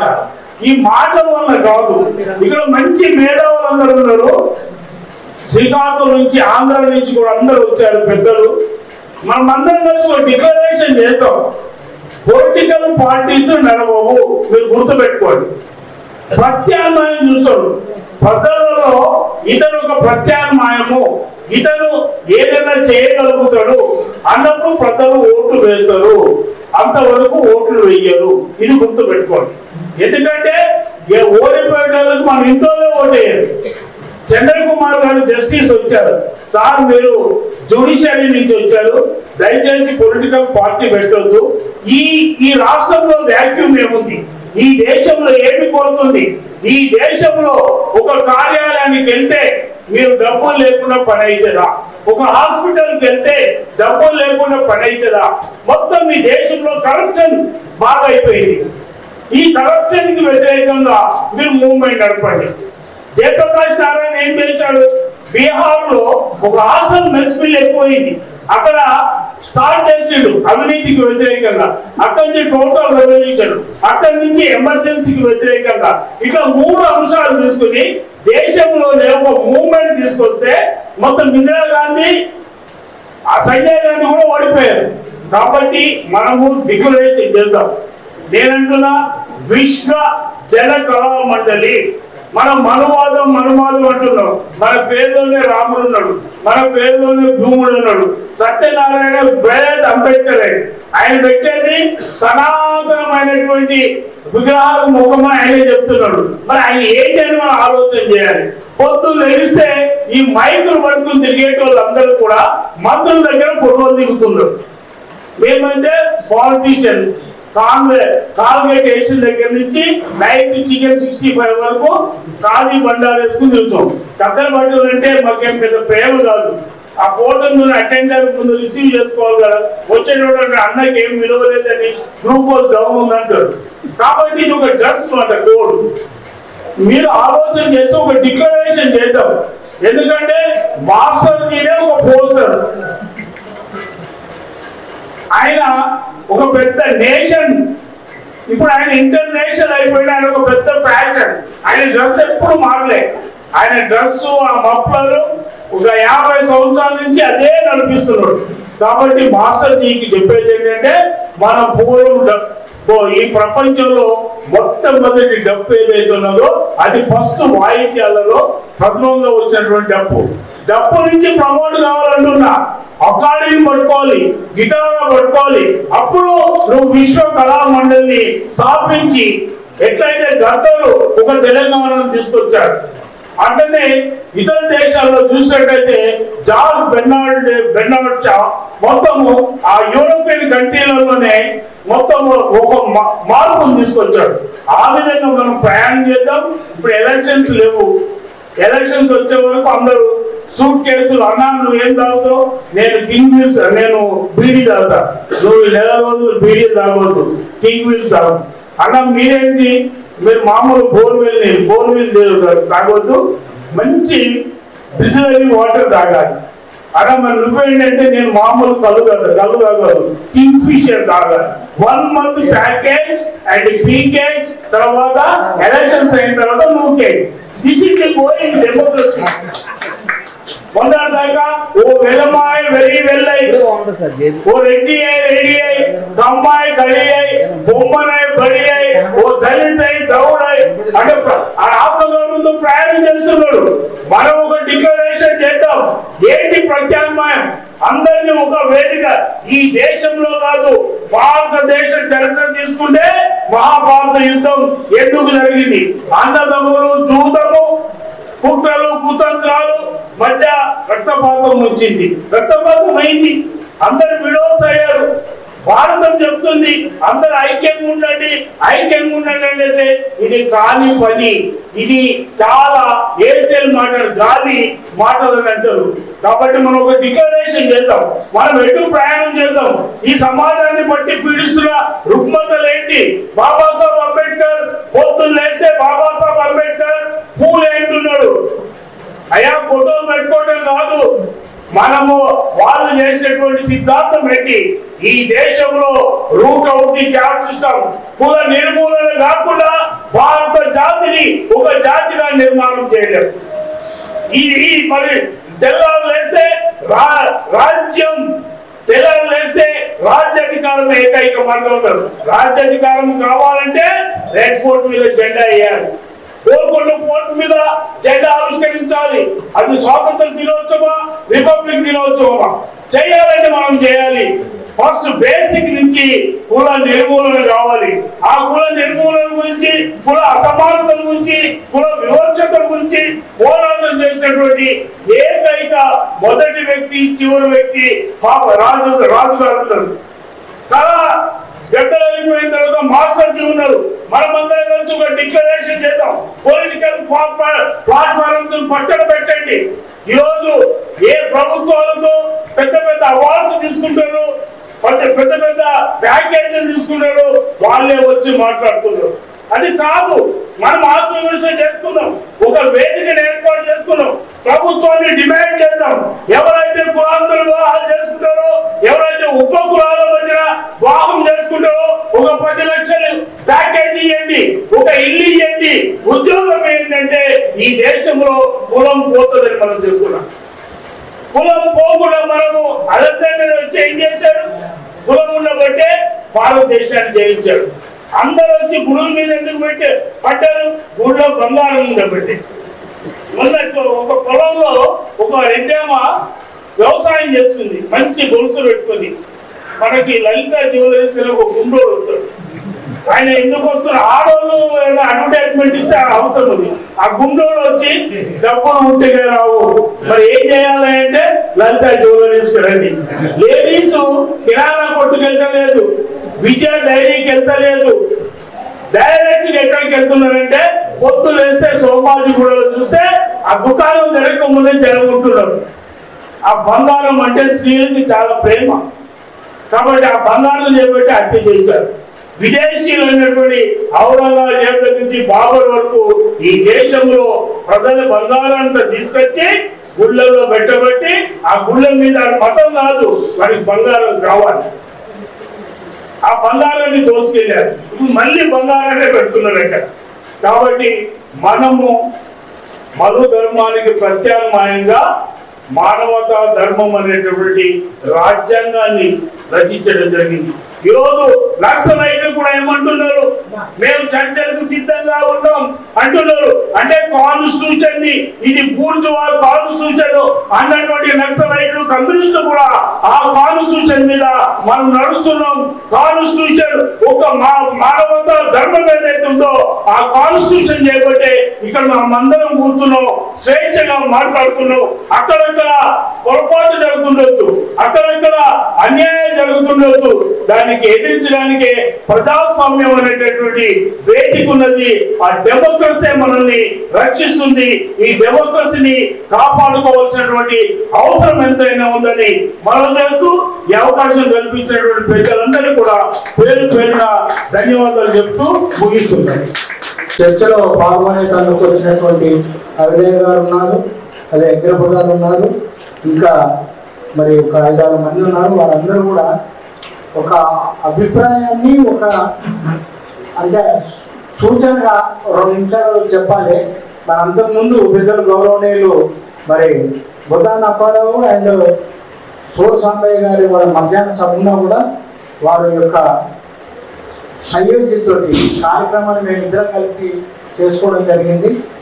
అది మరి బొబ్బిలి ఎక్కడో ఇంత దూరం నుండి వచ్చి కార్యక్రమంలో వారి ఆవేదనని వ్యక్తి ఇంట్లో పెడదామన్నప్పుడు మనం కలిసి చేద్దామని చెప్పినప్పుడు నేను కూడా ముందుకు వచ్చి రావడం జరిగింది. ఇప్పుడు బొద్దాన అప్పారావు తన అమూల్యమైనటువంటి ఒక 2 వాక్యాలు. వేదికను అలంకరించిన పెద్దలు, అలాగే ఈ సభను జయప్రదం చేయాలని వచ్చి ఆహుతులైనటువంటి పెద్దలు, మిత్రులందరికీ ఉద్యమాభినందనలు. పెద్దలారా, మిత్రులారా, ఇంతకుముందు వక్తలు చాలా విషయాలు మీ ముందుంచారు. 75 ఏళ్ల స్వాతంత్ర భారతదేశంలో దళితుల ఆర్థిక, సామాజిక, సాహిత్య అభిలాష నెరవేరిందా అనేటువంటి ప్రశ్నతో ఈ సదస్సు మాస్టర్జీ గారు హైదరాబాద్ లో చేద్దామని మాకు ఫోన్ చేసినప్పుడు, మన సాహిత్యాన్ని మనం విరివిగా ప్రచురించాలి, విరివిగా ముద్రించాలన్నటువంటి బాబాసాహెబ్ ఇచ్చినటువంటి చైతన్యంతో అంబేద్కర్ సాహిత్య పీఠాన్ని పెద్దలు సోల్ సాంబయ్య గారు అధ్యక్షులుగా, నేను ప్రధాన కార్యదర్శిగా ఉండి నడిపిస్తున్నటువంటి క్రమంలోనే అనేక సాహిత్య సభలు, గ్రంథాల ముద్రణ తదితర కార్యక్రమాలు నడుపుతూనే ఉత్తరాంధ్రలో ఎస్సీ, ఎస్టీ, బీసీ మైనారిటీల మీద జరుగుతున్న దాడులు, దౌర్జన్యాలు, దోపిడీలు బాబాసాహెబ్ అంబేద్కర్ గారు ఇచ్చినటువంటి చైతన్యంతో మేము ఉద్యమంలో ముందుకు నడుస్తున్నటువంటి పరిస్థితి ఉంది. ముఖ్యంగా ఈరోజు హైదరాబాద్ లో ఈ కార్యక్రమాన్ని ఏర్పాటు చేయడంలో చాలా విశాలమైనటువంటి దృక్పథం ఉంది. మాస్టర్జీ గారు మీకు ముందే వివరించారు. ఇప్పుడు నడుస్తున్నటువంటి వ్యవస్థ మన దేశంలో చాలా ప్రమాదకరమైనటువంటి వ్యవస్థ ఉంది. గతం కంటే ఇప్పుడు మనం ఎస్సీ, ఎస్టీ, బీసీ మైనారిటీలు అంటే ముస్లింలు, క్రైస్తవులే మనకి అనిపించవచ్చు. ఇంకా చాలా మంది ఉన్నారు, జైనులు, సిక్కులు, బౌద్ధులు, ఇలా ఇంకా చాలా మంది ఉన్నారు. వాళ్ళంతా మన సోదరులే. అమ్మవారు గారు చెప్పినట్లు వాళ్ళంతా మన సోదరులే. మన నుంచి రకరకాల సంస్కృతులు, సాంప్రదాయాలు, మతాల్లోకి ఆయా పరిస్థితుల వల్ల వెళ్ళినటువంటి వాళ్ళే. వీళ్ళంతా మన భారతీయులు, మన సోదరులు. చాతుర్వర్ణ వ్యవస్థలో బ్రాహ్మణ, క్షత్రియ, వైశ్య, శూద్రులే కాకుండా పంచములైనటువంటి మరొక వ్యవస్థను కూడా సృష్టించి సమాజాన్ని ఒకరితో ఒకరు కలవనివ్వకుండా పరిపాలన మన స్వాతంత్రం వచ్చినట్టు కొనసాగుతుంది. ఇది పోవాలి. కులాలు నశించాలి, కులాంతర వివాహాలు, అలాగే కుల నిర్మూలన సాగాలని అంబేద్కరైట్స్ మన దేవి రాజుసార్ లాంటి పెద్దలు, మాస్టర్జీ గారు లాంటి పెద్దలు, అలాగే నారాయణ గారు, ఈ దళకమై దళిత రచయితల, కళాకారుల, మేధావుల ఐక్య వేదికలో ఉన్నటువంటి పెద్దలందరూ కూడా అప్పటి నుంచే పనిచేస్తున్నారు. అప్పుడు మేము 24-23 ఏళ్ల వయసు నుంచి ఈ పెద్దల సూచనలు, సలహాలతో ఉద్యమంలో కొనసాగుతున్నాం. అనేక సందర్భాల్లో హైదరాబాద్ లో మాస్ ర్యాలీలు, విజయవాడలో మాస్ ర్యాలీలు, తిరుపతిలో మాస్ ర్యాలీలు, ఇవన్నీ కూడా నిర్వహిస్తూ వస్తున్నాం. ముఖ్యంగా ఈ అంశం మీద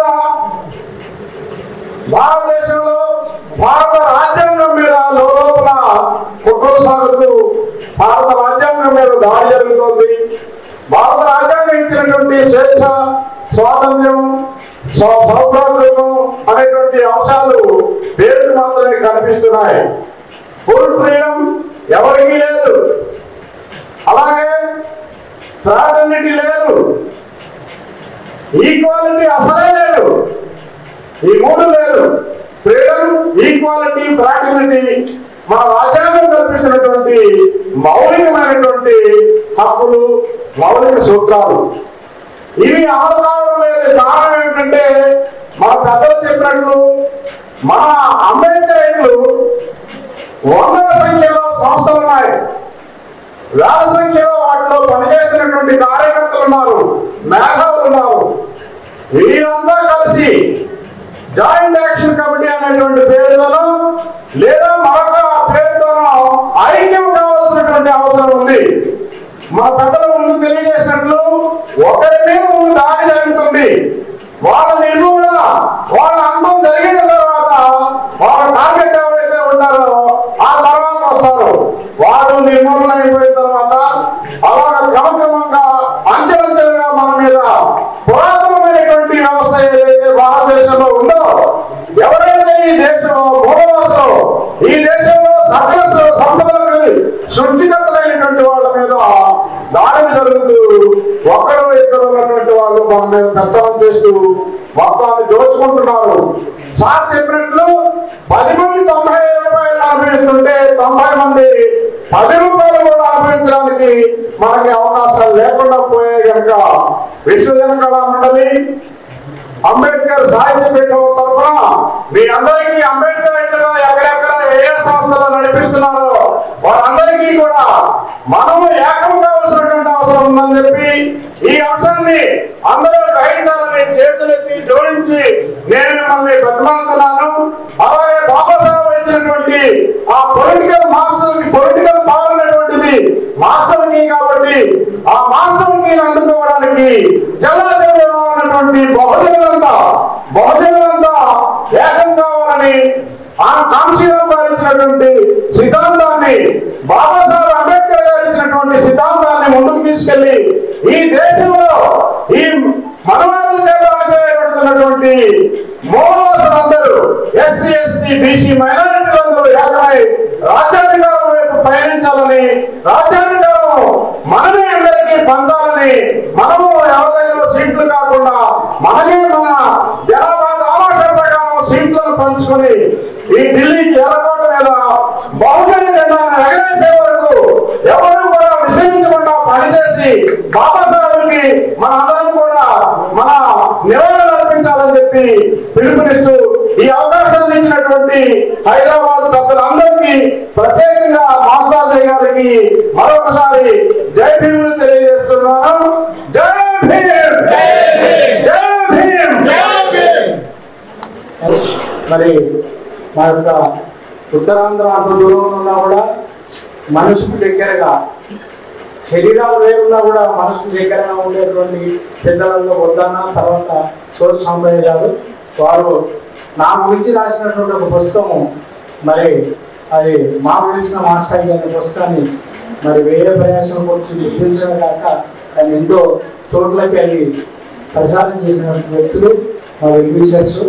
వారు ముఖ్యంగా మన సోరు సాంబశివయ్య గారు గొప్ప యోధుడు, అట్లాగే ఉద్యమకర్త. ఆయన కూడా కాంచనా బాటలో నడుస్తున్నటువంటి వ్యక్తి. వారిని ఒక 2 నిమిషాలు మాట్లాడారు. మరి మధ్యాహ్నం వారు మాట్లాడేది ఉంటుంది కాబట్టి 2 నిమిషాలు మాట్లాడారు. సభకు నా దేవీంలో చాలా విషయాలు నాకన్నా ముందు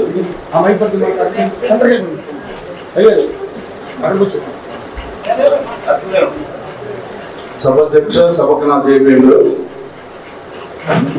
చాలా విషయాలు పెద్దలు, చాలా అనుభవజ్ఞులు నా ముందు చాలా విషయాలు మాట్లాడారు.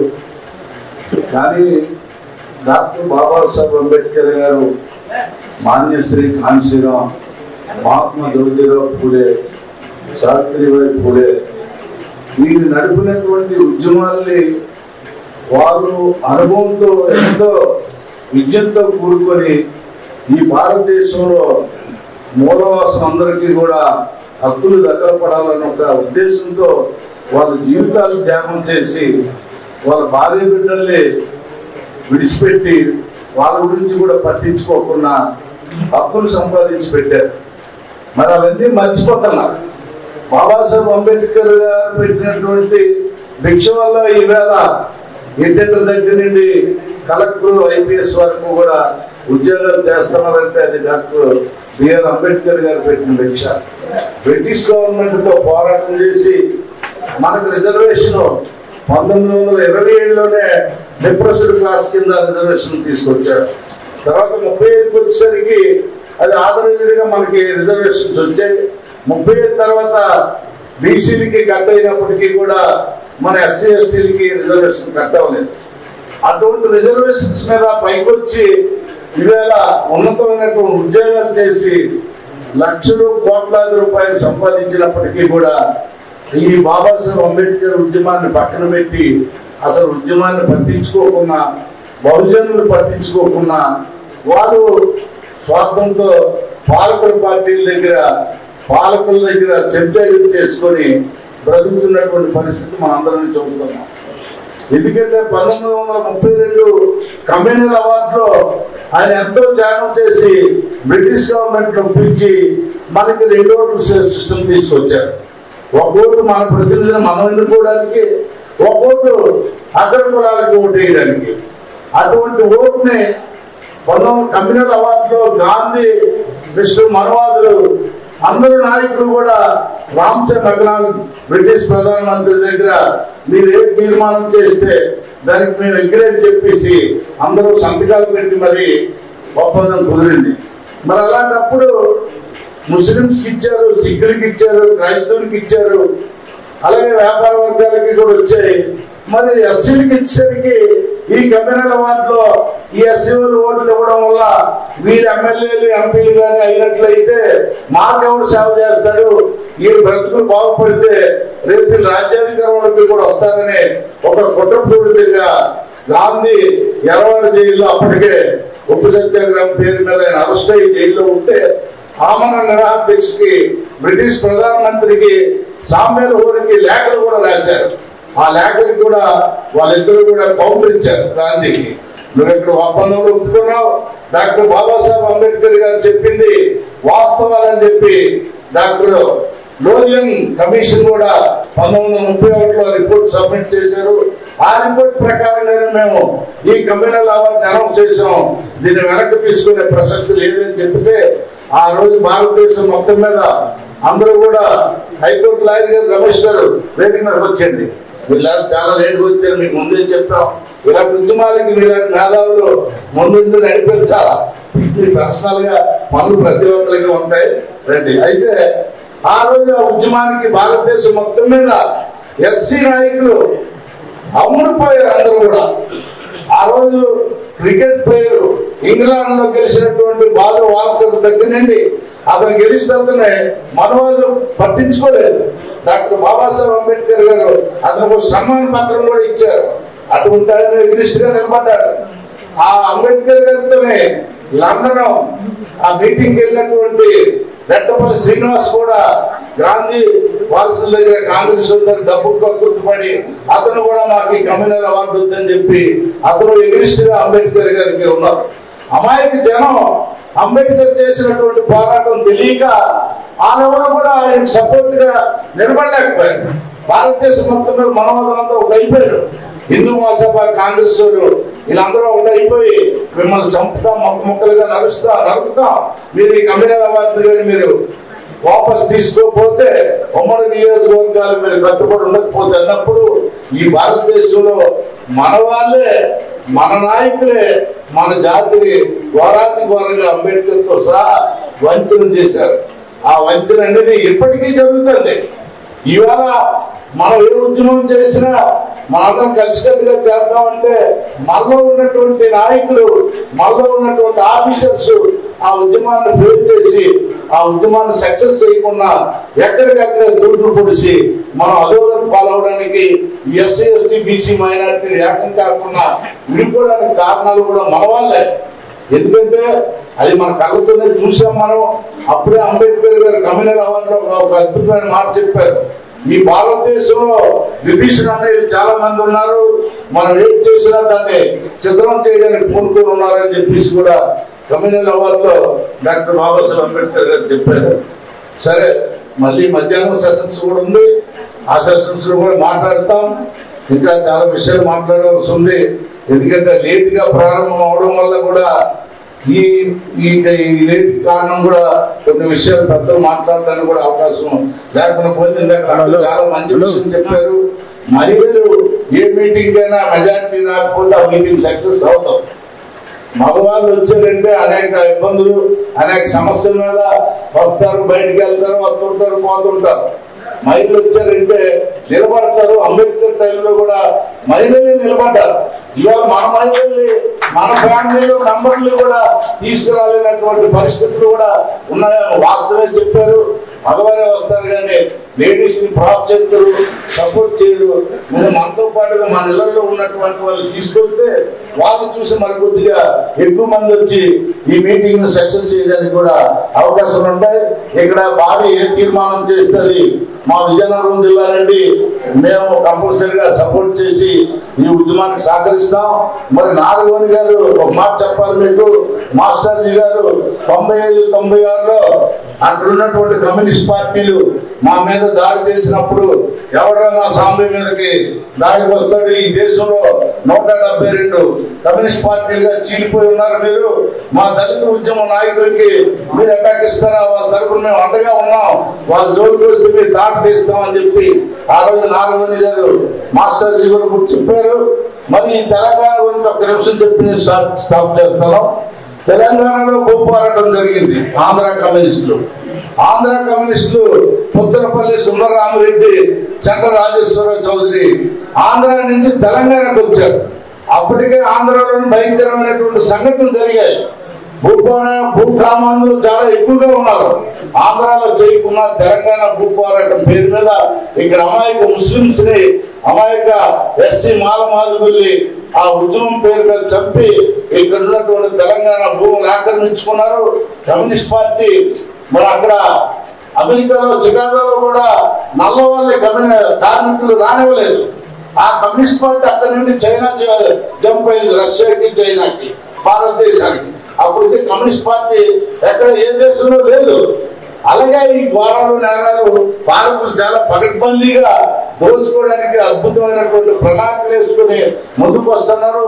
మన మేధావులు ప్రణాళికల ప్రకారంగా గ్రామాలు తిరిగి ప్రజలు చైతన్యం చేసి కాంశీరామ్ అంబేద్కర్ బాటలో ఉద్యమాన్ని మహాత్మా జ్యోతిరావు పూలే వీళ్ళకు ఉద్యమాన్ని ముందుకు నడిపించితే ఖచ్చితంగా జనం కదులుతారు. మనం ఏ పథకాలు వేసుకున్నా సక్సెస్ అవుతుంది. ఇందాక వైఎస్ గారు చాలా అద్భుతంగా చెప్పారు. ఆయన ఉర్దూలోనే హిందీలో మాట్లాడినప్పటికీ వాస్తవాలు చెప్పారు. అది 100% కూడా వాస్తవమే. అందుకు నెక్స్ట్ కార్యక్రమానికి ఏ పిలిపిస్తే ఆ పిలిపి మేము అందుకొని చేస్తాం. అక్క మీరు చెప్పింది కూడా అక్షరాలు నిజం. మహిళలు మట్టుగా జనమే తీసుకురావాలి. ఎందుకంటే మీరు వచ్చి మీరు 10 మందిని తీసుకురావడం కాదు. ఇక్కడికి వచ్చిన మీటింగ్ ఎవరినో ఆలోచిస్తున్నో భార్యనో కూతురునో తీసుకెళ్తే ప్రచారం అవుతుంది. వాళ్ళు వచ్చిన తర్వాత 10 మంది చెప్తారు. నెక్స్ట్ మీటింగ్ ఇంకా ఎక్కువ మంది రావడానికి అవకాశం ఉంటుందని తెలియజేస్తూ ముగిస్తాం. మరి అధ్యక్షులుగా తర్వాత బొడ్డాన అప్పారావు గారు మిగతా వాళ్ళందరూ ఇప్పుడు ఈ యొక్క చర్చలో పాల్గొనేటువంటి ఒక 2-3 మాట్లాడి 1-2 నిమిషాలలో వాళ్ళ అభిప్రాయం చెప్పాలి. ఇప్పుడు దీంట్లో మీ యొక్క లాయర్ గారు అయినటువంటి రమేష్ గారిని వారిని వెలికిపై కోరుతున్నాం. అదేవిధంగా ఇప్పుడు ఈ కార్యక్రమం ఎగిరప్ప గారు వచ్చి తన యొక్క స్పందన తెలియజేసి కోరుతున్నాను. ఎగిరప్ప గారు దయచేసి లేదా మళ్ళీ అయిపోయిన తర్వాత ఇక్కడ అశోక్ మన బిఎస్ఎల్ ఉద్యోగి, మరి బౌద్ధ సేవ మండలి ముఖ్య నాయకుడు సార్ గారికి, మాస్టర్జీ గారికి, సభాధ్యక్షులు ఈ అవకాశం ఇచ్చిన మాస్టర్జీ గారికి, పెద్దలకి అందరికీ జైలు తెలుపుకుంటున్నాను. మాస్టర్జీ గారి యొక్క ఆలోచన నేటి యువత వివిధ సంఘాలుగా ఉన్న వాళ్ళు కానీ, వివిధ రాజకీయ పార్టీలో ఉన్న వాళ్ళు కానీ ఆలోచించి మాస్టర్జీ గారి యొక్క ఆలోచనలు మన రాజ్యాంగాన్ని మరియు మన కాన్స్టిట్యూషన్ను, మన రాజ్యాధికారం, మన హక్కులను, వివిధ అంశాల మీద మనం అవగాహన చేసుకొని మాస్టర్జీ గారితో ముందుకు సాగుతామని, అదేవిధంగా మాస్టర్జీ గారు రాబోయే రోజుల్లో ఎలాంటి కార్యక్రమాలు తీసుకున్నా దాన్ని ముందుకు నడిపిస్తూ ముందుకు వెనకాలే ఉండి ఆ యొక్క కార్యక్రమాలు విజయవంతం చేసి సమాజం కోసం, మన ఎస్సీ ఎస్టీ బీసీ మైనారిటీల ఐక్యత కోసం, వారి యొక్క అభివృద్ధి కోసం తీసుకునే కార్యక్రమాలకు సపోర్ట్గా ఉంటామని మాస్టర్జీ గారికి ప్రత్యేకంగా జైలు జరుపుకుంటున్నాం. పెద్దలందరికీ జైలు జరుపుకుంటున్నాం. Thank you. ఇప్పుడు మాస్టర్జీ అన్నగారికి, వేదిక మీద ఉన్న పెద్దలందరికీ జై భీములు. అంబేద్కర్ ఆలోచన విధానం, విశ్వజన కళా మండలి ఎక్కడి వరకు డెవలప్ అయిందంటే చాలా డెవలప్ అయింది అప్పటికి ఇప్పటికి. ఇంకా మనం అభివృద్ధి చెందాలంటే ఇంకా కూడా మన మారుమూల గ్రామాలలో చాలా కమిటీలు వేయాలి. అంబేద్కర్ ఆలోచన విధానాన్ని, పూలే, సావిత్రిబాయి పూలే, పెరియార్ ఆలోచన విధానాన్ని కొనసాగించాలనుకుంటున్నాం.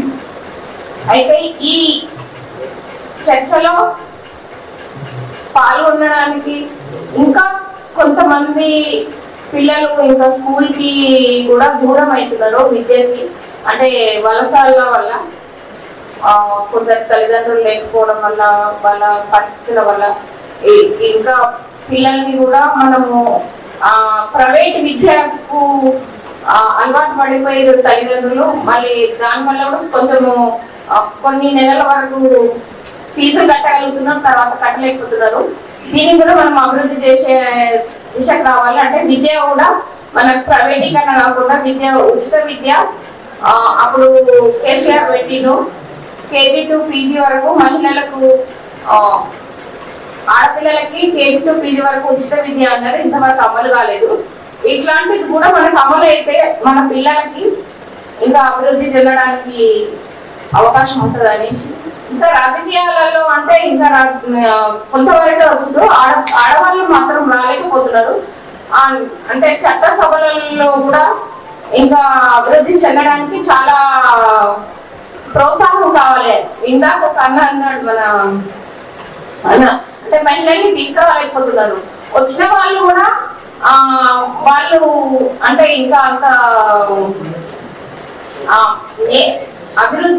అభివృద్ధి ఫలాలకి అందిపుచ్చుకోలేకపోతున్నారు. అందుకని మనం వచ్చిన వాళ్ళని కూడా మనం ఎంకరేజ్మెంట్ చేసి రాజకీయం వైపు, చట్టసభలలో మన మహిళలు ఉంటే అత్యాచారాలు కానీ, విద్యకు కానీ, విద్య అభివృద్ధి చెందుతుంది, ఉద్యోగాలు వస్తాయి, బిజినెస్ లో అభివృద్ధి చెందగలుగుతారు. విద్య మాత్రం ఉచితం కావాలి KG to PG వరకు అని నేను అభిప్రాయపడుతూ.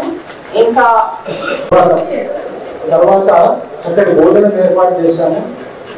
వారు భోజనం చేసి మళ్ళీ నెక్స్ట్ తిండి ఆగని పంటలు ఇవ్వదన్న మన గురించి. దయచేసి ఎవరు బయటకు వెళ్ళిపోకూడదు, అందరూ మళ్ళీ నెక్స్ట్ సెక్షన్లో కూడా పాల్గొనాలని తెలియజేసుకుంటూ, ఇప్పుడు పెద్దలు గౌరవనీయులు అభినయ్ గారు ఒక 2 నిమిషాలు వారి అభిప్రాయం చెప్పాల్సింది కోరుతున్నాను. మాస్టర్ జ్ఞాన గారు, వేదిక పైన ఉన్నటువంటి పెద్దలు అంబేద్కర్ వారి డాక్టర్ JB రాజు గారు, ఆయన నడిపించినటువంటి అంబేద్కర్ యువజన సంఘం 76లో రిజిస్ట్రేషన్ అయిన సంఘంలో నేను కూడా ఇప్పుడు 9వ అధ్యక్షుడిగా ఎన్నికయ్యడం జరిగింది. ఇప్పుడు ఈరోజు తీసుకున్న మాస్టర్ జీ గారు అంబేద్కర్ సాహిత్య పీఠం విశ్వజన కళామండలి తీసుకున్న కార్యక్రమము చాలా గొప్ప విషయం ఇది. ఎందుకంటే ఇది సరైన సమస్య ఏదైనా, ఎవరు ఏ పద్ధతిలో పోరాటం చేసినా, ఎవరి ఆర్గనైజేషన్ ఎవరికి ఉన్నా కూడా వాళ్ళందరూ కూడా సమస్య వచ్చినప్పటికీ ఆ సమస్య అందరి సమస్యగా భావించి ఐక్య ఉద్యమాలు చేసినప్పుడు మాత్రమే బాబాసాహెబ్ కలిగినటువంటి రాజ్యం వస్తుందని నేను భావిస్తున్నా. ఈ ఏదైతే సాహిత్యము, ఈ నిర్ణయం ఏదైతే ఉన్నదో ఆ నిర్ణయాన్ని మేము స్వాగతిస్తున్నాం. అది JB రాజు గారు, మేము ఆయన ఆలోచన ప్రకారం బహుజన ఉద్యమానికి మా వంతు కృషి కూడా ఉంటుంది. మేము కూడా కలిసి పనిచేయడానికి సిద్ధంగా ఉన్నామని తెలియజేస్తూ ముగిస్తున్నాం. జై భీమ్, జై భారత్. గౌరవనీయులు మన JB రాజు మాట్లాడే ముందు మన సాయిరామ్ ఒక్క నిమిషం మన అమూల్యమైన సందేశం ఇవ్వాల్సింది ప్లీజ్. పెద్దలు, చిన్నపిల్లల JB రాజు గారు, ఇక్కడ వచ్చిన అందరూ, వేదిక ముందున్న వాళ్ళైనా వేదిక పైన ఉన్న వాళ్ళైనా, ఇక్కడ ఆలోచన విధానం ఉన్న వాళ్ళే ఇక్కడికి వస్తారు కాబట్టి అందరికీ జై భీమ్ తెలియజేస్తూ, నేను ముఖ్యంగా ఏంటంటే మనము రవీంద్రబాద్లో పెట్టుకున్నా, ఎక్కడ పెట్టుకున్నా ఫస్ట్ ఇక్కడున్న సమస్యను మీ గ్రామాల్లో ఉంటుంది వాటిగా ఎదుర్కొంటున్న ఇబ్బందులు మాకు తెలుసు. బట్ అందరూ చాలా మంది గ్రామాల్లో ఉంటుంది, కొంతమంది హైదరాబాద్ ఉంటుంది కాబట్టి గ్రామాలలో ఇప్పటికీ మన వర్గాలను బానిసత్వంగా చూస్తున్నాం. ఓటు అంటే రూపాయి ఓటులాగానే చూస్తున్నాం. ఏముందరపై వాళ్ళు పొందిస్తే కూర్చుంటాడు.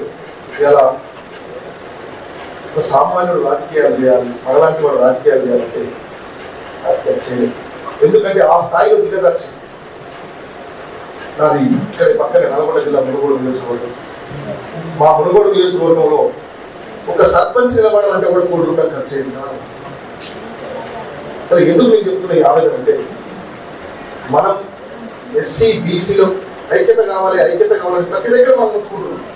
ఈరోజు నేను కొంతమంది తప్పుగా అనుకున్నా సరే, నేను ఒక ఎమ్మెల్సీ ఎన్నికలలో ఒక బీసీ అభ్యర్థి కోసం ప్రచారం చేస్తే ఒక ఎస్సీ నాయకులు బీసీ నాయకులు మేము డబ్బులు ఇస్తేనే వస్తామని చెప్పేసి వాళ్ళు మళ్ళీ పేరు రాస్తున్నాయి. మన వాళ్ళైతే దిగదారినాక మన వర్గం ఎప్పుడు ముందుకు పోతుంది. ఒక్కసారి మీరు అందరూ ఆలోచించాలి. నాకు ఎందుకంటే అన్నగారు ఒకటే నుంచి ప్రయత్నించిన వర్గ అందరికీ తెలిసిన విషయం. కానీ ఫస్ట్ మన వర్గాలలో ఉన్న ఈ రాష్ట్ర స్థాయిలో ఉన్న నాయకులు మారి ఫస్ట్ ఇది వారికి చెప్పండి దయచేసి. ఎందుకంటే ఎవరన్నా మనసులో క్షమించాలని చెప్పేసి తెలియజేస్తూ జై భీమ్, జై తెలంగాణ. పురుషులు మరి మా కార్యక్రమాలకు అన్ని ముందుండి నడిపేటువంటి మాకు గైడు జేవిరాజు గారిని తన అమూల్యమైనటువంటి సందేశాన్ని వచ్చింది.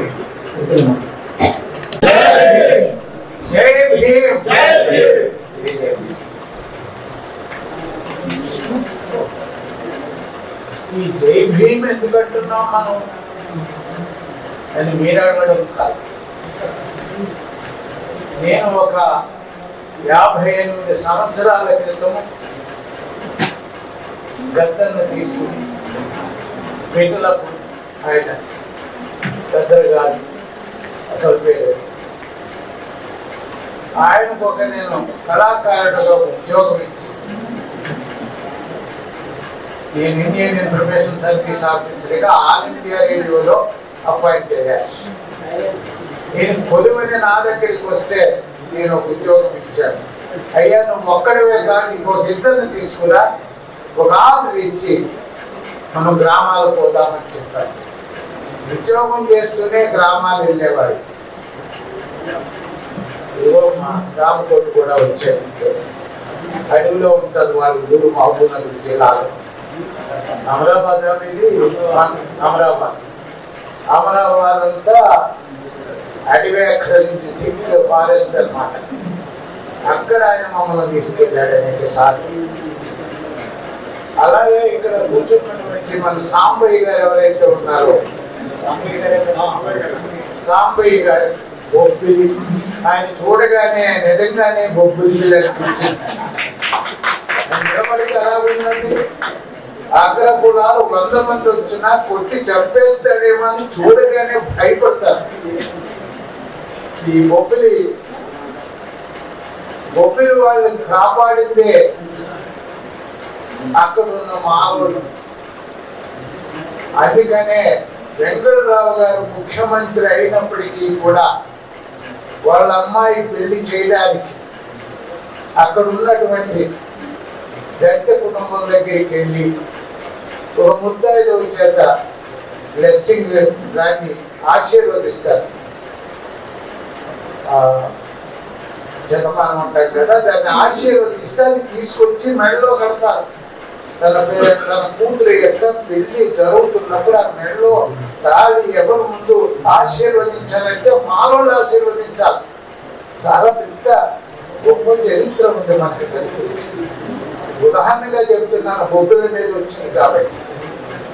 మరి ఆ బొబ్బిలి వంశం ఏదైతే వెలమల బొబ్బిలి వంశాన్ని అంకురాన్ని కాపాడింది ఎవరు అంటే దళితులు.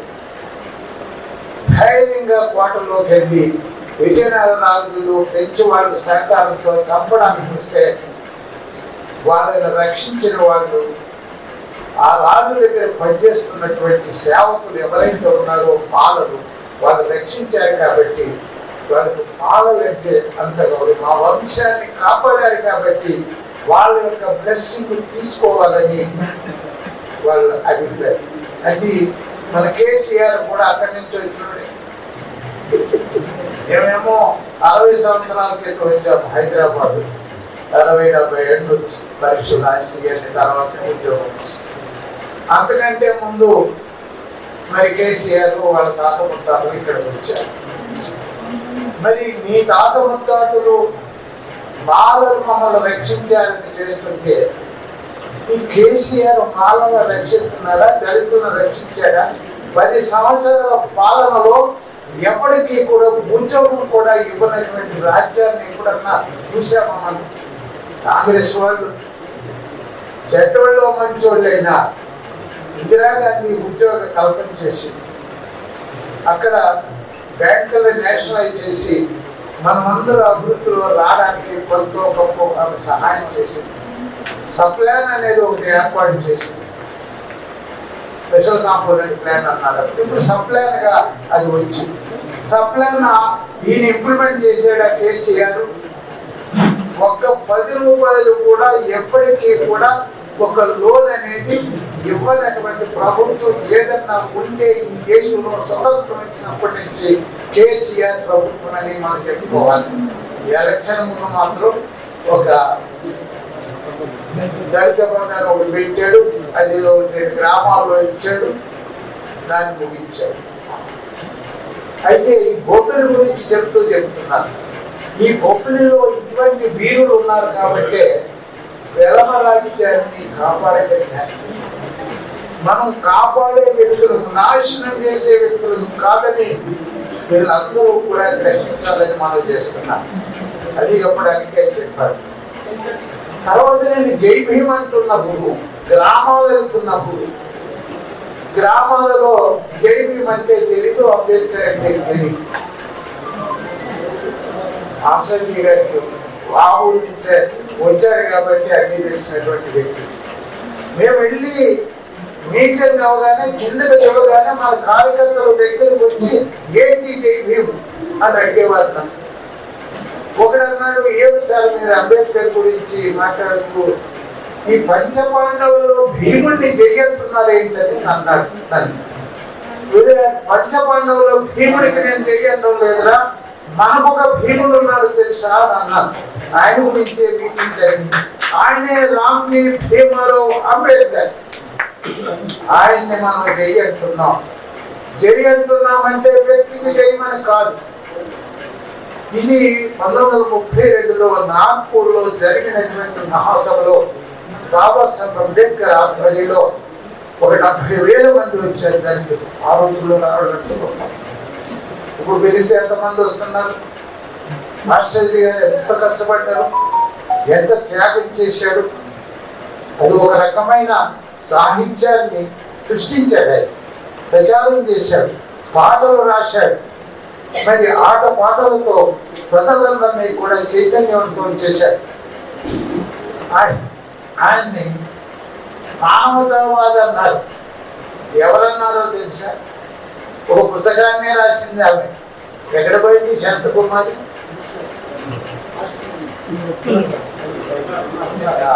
సరే మా వచ్చారు చెప్తారు.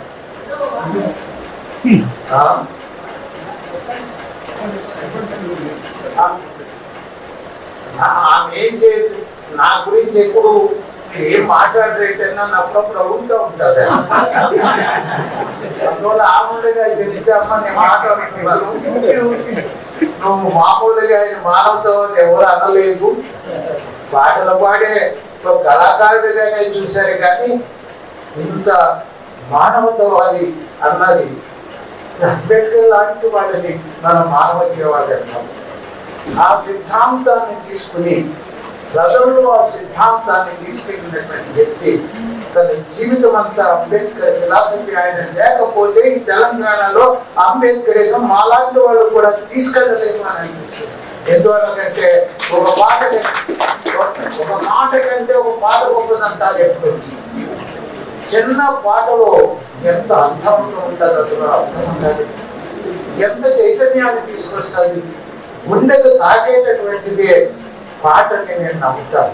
ఆ పాటలో ఉన్న మాటని నేను అనుకుంటాను. మనం ఒక 2 గంటలు మాట్లాడేది ఒక పాట పాడితే చాలు, అందుకో దండాలన్నటువంటి పాట పాడుతుంటే ఇప్పటికీ కూడా అందరిలోనూ చైతన్యాన్ని ముక్కొస్తుందని నేను నమ్ముతాను. అటువంటి గొప్ప కళాకారుడు సాహిత్యవేత్త మాస్టర్ జీ గారిని ఆయన మీద ఎనలేని అభిమానం ఉండడానికి కారణం ఏమంటే ఆయన సృష్టించిన సాహిత్యం, ఆయన పాడిన పాటలు, ఆయన శ్రమపడిన విధానము, గ్రామం గ్రామం వెళ్ళినటువంటి తీరు. అంబేద్కర్ యువజన సంఘానికి ఆయన పెన్నుదన్నుగా ఉండి ఈ అంబేద్కర్ యువజన సంఘాన్ని మాట్లాడారు అవలీయ గారు. ఈ సంఘాన్ని నేనే 1976లో స్థాపించాను. రిజిస్ట్రేషన్ కూడా అప్పుడే చేయించారు.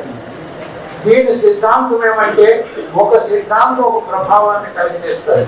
సిద్ధాంతం అంతా మనం చెప్పవలసిన పని లేదు.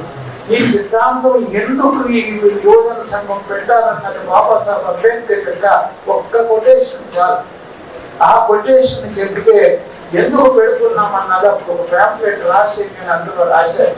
ఎందుకు అంబేద్కర్ యువజన సంఘం పెడుతున్నామంటే బాబాసాహెబ్ అంబేద్కర్ గారు ఆయన లక్నోలో మీటింగ్ జరుగుతుంది. ఆయన బ్రతుకున్న రోజుల్లో చాలా పెద్ద మహాసభ. ఆ లక్నో మహాసభకి బాబాసాహెబ్ అంబేద్కర్ ముఖ్య అతిథిగా పిలిచారు మన వాళ్ళని. ఆ ముఖ్య అతిథి ఆయన మాట్లాడుతూ ఒక మాట చెప్పాడు. ఎందుకు దళితుల మీద అత్యాచారాలు జరుగుతున్నాయి, ఎందుకు దళితుల మీద రక్తపాతం సృష్టిస్తున్నారు ఈ అగ్ర కులాలు, ఏంటి కారణం అని చెప్తూ, ఎందుకంటే మీరు సహిస్తున్నారు కాబట్టే వాళ్ళు మీ మీద దాడి చేస్తున్నారు, మీరు సహిస్తున్నారు కాబట్టే వాళ్ళు దాడి ఎక్కువైపోయింది, రక్తపాతాలు సృష్టిస్తున్నారు, అందువల్ల నా దళితులారా అని ఒక ప్రశ్న వేశాడు ఆ మీటింగ్ లో. ఏమి ప్రశ్న అది? మీరు ఊళ్ళో ఏ దేవత ఉన్నదని అడిగాడు. ఇక మనమైతే మైసమ్మ అని చెప్తాము, ఇంకొక అమ్మని చెప్తాను. అక్కడ ఉన్నటువంటి దేవత పేరు వాళ్ళు చెప్పగానే అంబేద్కర్ గారు ఇంకో ప్రశ్న వేశాడు. ఏం బలిస్తామని అడిగాడు. నోరు లేని మేకలను బలిస్తాము, గొర్రెలను బలిస్తామని జవాబు వచ్చింది ప్రజల నుంచి. అప్పుడు ఆయన అన్నాడు, నోరు లేని మేకల్ని, నోరు లేని జీవాలని బలిస్తున్నారు, పులిని సింహాన్ని ఎందుకు బలి ఇవ్వడం లేదు వీళ్ళని అడిగాడు, ప్రశ్న వేశాడు. ఆయన జవాబు చెప్పాడు. ఒక పులిని సింహాన్ని ఎందుకు బలి ఇవ్వలేరంటే వాడిని తిని చంపి చీల్చి చెల్లాడుతుంది కాబట్టి ఎంతవరకు ఎవరు కూడా దేవతకు పులి సింహాన్ని బలి ఇవ్వలేదు. నోరు లేని మేకలాగా బలుగుతారా నా ప్రజలారా, మీరు పులులై సింహాలై విజృంభించండి అని చెప్పాడు బాబాసాహెబ్ అంబేద్కర్. ఆ సిద్ధాంతాన్ని తీసుకుని నేను అంబేద్కర్ యువజన సంఘం యొక్క స్లోగన్ గా పెట్టాను. ఇది అంబేద్కర్ స్ఫూర్తి నాలో అలా పనిచేసింది. చిన్నతనం నుంచి ఇప్పుడు అంబేద్కరిజంలో పెరిగాను కాబట్టి కోనసీమలో అంబేద్కర్ గారు అక్కడికి వచ్చారు కాబట్టి మా ఫాదర్ టీచర్, మా మదర్ కూడా టీచరే. అక్కడ ఎక్కువ కదా ఎడ్యుకేషన్ కోనసీమలో మరి ఎక్కువ. కోనసీమ మరి ఈయన ఇంత పెద్ద కళాకారుడు పోయి అక్కడ కోనసీమ అమ్మాయిని పెళ్లి చేసుకున్నాడు. ఆయన కుల నిర్మూలన జరగాలంటే ఇంటర్ కాస్ట్ మ్యారేజే కాదు, ఇంటర్ సబ్ కాస్ట్ జరగాలని ఒక సంకల్పంతో మంచి లక్ష్యంతో ఆయన ఇంటర్ సబ్ కాస్ట్ మ్యారేజ్ చేసుకున్నాడు. రెండోది ప్రాంతాలకు అతీతంగా మ్యారేజ్ చేసుకున్నాడు. నాకు ప్రాంతాలు ఒక బ్యారియర్ కాదు, సరిహద్దులు కాదని అక్కడికి వెళ్ళి పెళ్లి చేసుకున్నాడు. అటువంటి విషయాలు మనసులో చెప్పింది ఆచరణలో పెట్టేటువంటి వ్యక్తిగా మాస్టర్ జీ గారు కవి, రచయిత, మరి కళాకారుడే కాదని నమ్ముతున్నాను. అయితే ఇప్పుడు పిల్లలకి చెప్తున్నాను, మాస్టర్జీ మానవతావాది మాస్టర్జీ ఎవరన్నారయ్యా? శాంత కుమార్ గారు అన్నారు. ఎక్కడన్నారు? ఒక పుస్తకమే రాసి పడేసింది. మీరు ఎంతమంది చదివారో మానవతావాది మాస్టర్ గారికి చేతులు పెట్టడం నిజంగా ఎవరైనా చదివితే? ఎక్కడన్నా చదివారా? చదవకపోతే చదవాలి. స్ఫూర్తినిచ్చేటటువంటి ప్రాక్టికల్ అనుభవాలతో కూడుకున్నటువంటి గ్రంథం ఎప్పుడు కూడా అది మనకు స్ఫూర్తిని కల్పిస్తుంది కాబట్టి అది చదవలసినటువంటి బాధ్యత అందరి మీద ఉంది. ఎందుకైనా ఈ స్ఫూర్తి తీసుకున్నాడు? అత్యాచారాలకు ఎందుకు స్పందించాడు? స్పందించి ఎందుకు ఎట్లా రాశాడు? ఏంటి అని జీవితం అంతా కూడా ఎట్లా త్యాగం చేశాడు ఈ జాతి గురించి అన్న విషయాలన్నీ కూడా చాలా స్పష్టంగా మంచి భాషలో రాసింది. అందువల్ల అంటే నాకు గౌరవం. ఎవరు రాశారే మాస్టర్జీ గారి గురించి? ఆమె రాసిన మాస్టర్జీ గారి గురించి. కాబట్టి ఆ పుస్తకాన్ని మీరు కొనాలి. ఎంత పెట్టారు దాని ప్రైస్? 100 కొనొచ్చు కదా, ఇక్కడ పెట్టాలి. ఇటువంటి మీటింగ్ జరిగినప్పుడు ఆయన మాస్టర్జీ గారి పుస్తకం ఫస్ట్ నా ఉద్దేశం. ఇప్పుడు మనకి చైతన్యం వచ్చింది, మరి ముఖ్యంగా తెలంగాణలో కోనసీమ కూడా పోతూ ఉంటాడు ఆయన. గోదావరి జిల్లాలో పోతాడు, అన్ని జిల్లాలో పోతాడు. బొబ్బిలు కూడా వెళ్ళాడు కదా, నేను కూడా బొబ్బిలికి వెళ్ళాను. బొబ్బిలు అనేక సాపయ్య గారు చెప్తున్నారు అనమాట, మీరు 2-3 సార్లు వచ్చారు అక్కడికి.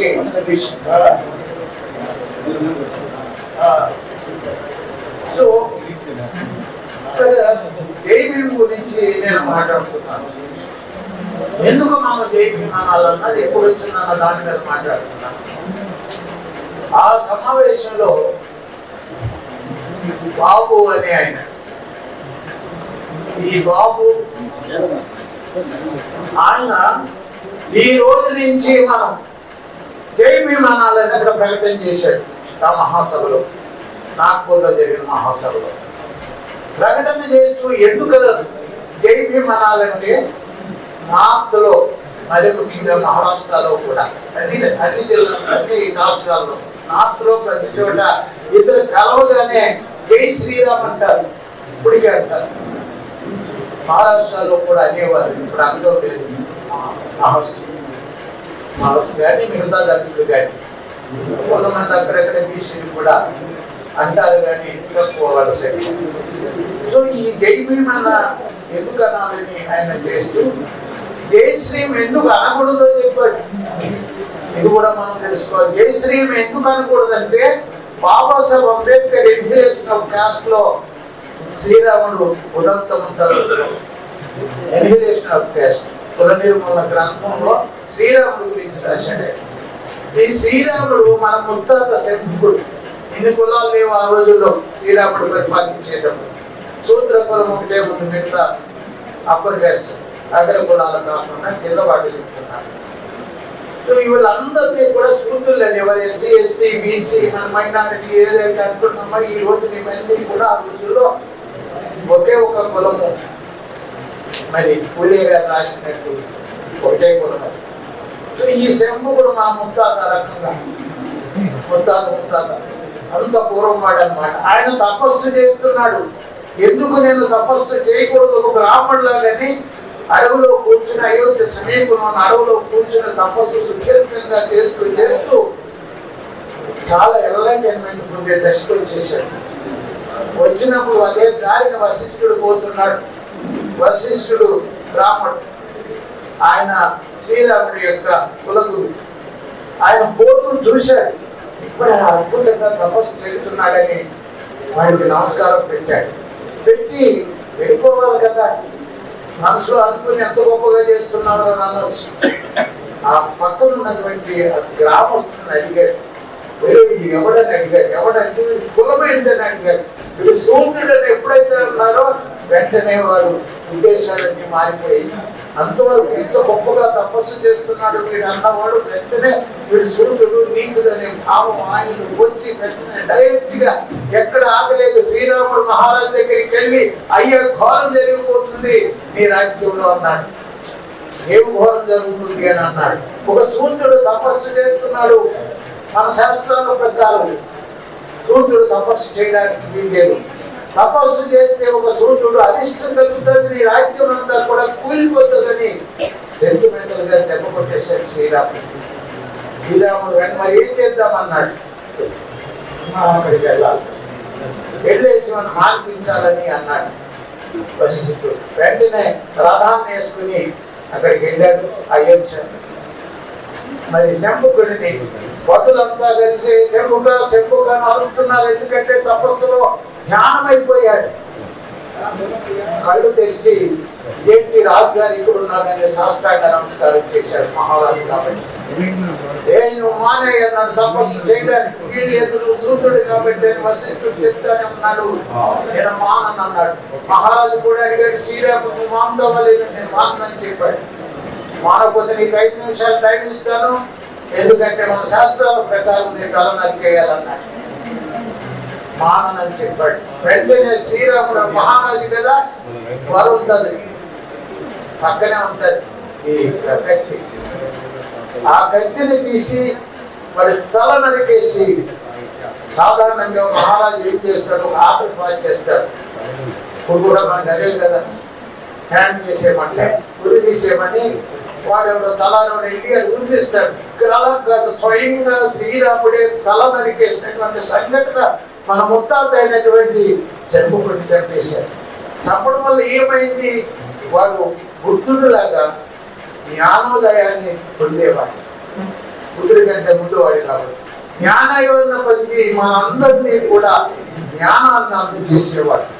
ఆ జ్ఞానాన్ని అందకుండా చేయడానికి చేసినటువంటి దుర్మార్గ పన్నాగమే ఈ వశిష్ఠుడు ఆనాటి కాలంలో చేశాడు. అందువల్ల జై శ్రీరామ్ అంటే అర్థం ఏంటి, అయ్యా శ్రీరాముడు నువ్వు నీకు చేయమంటున్నావు అంటే మమ్మల్ని చంపు అని అర్థం ఉంది. అందులో మా శంభుకుడు చంపాడు, చంపేదైనా మమ్మల్ని కూడా అర్థం అందులో ఉంది. కాబట్టి బుద్ధున్నవాడు ఎవడైనా సరే ఈ మాట జై శ్రీరామ్ అంటాడని అక్కడ ప్రకటన చేయడం జరిగింది. అంబేద్కర్ ముందే ఇదంతా కూడా జరిగింది.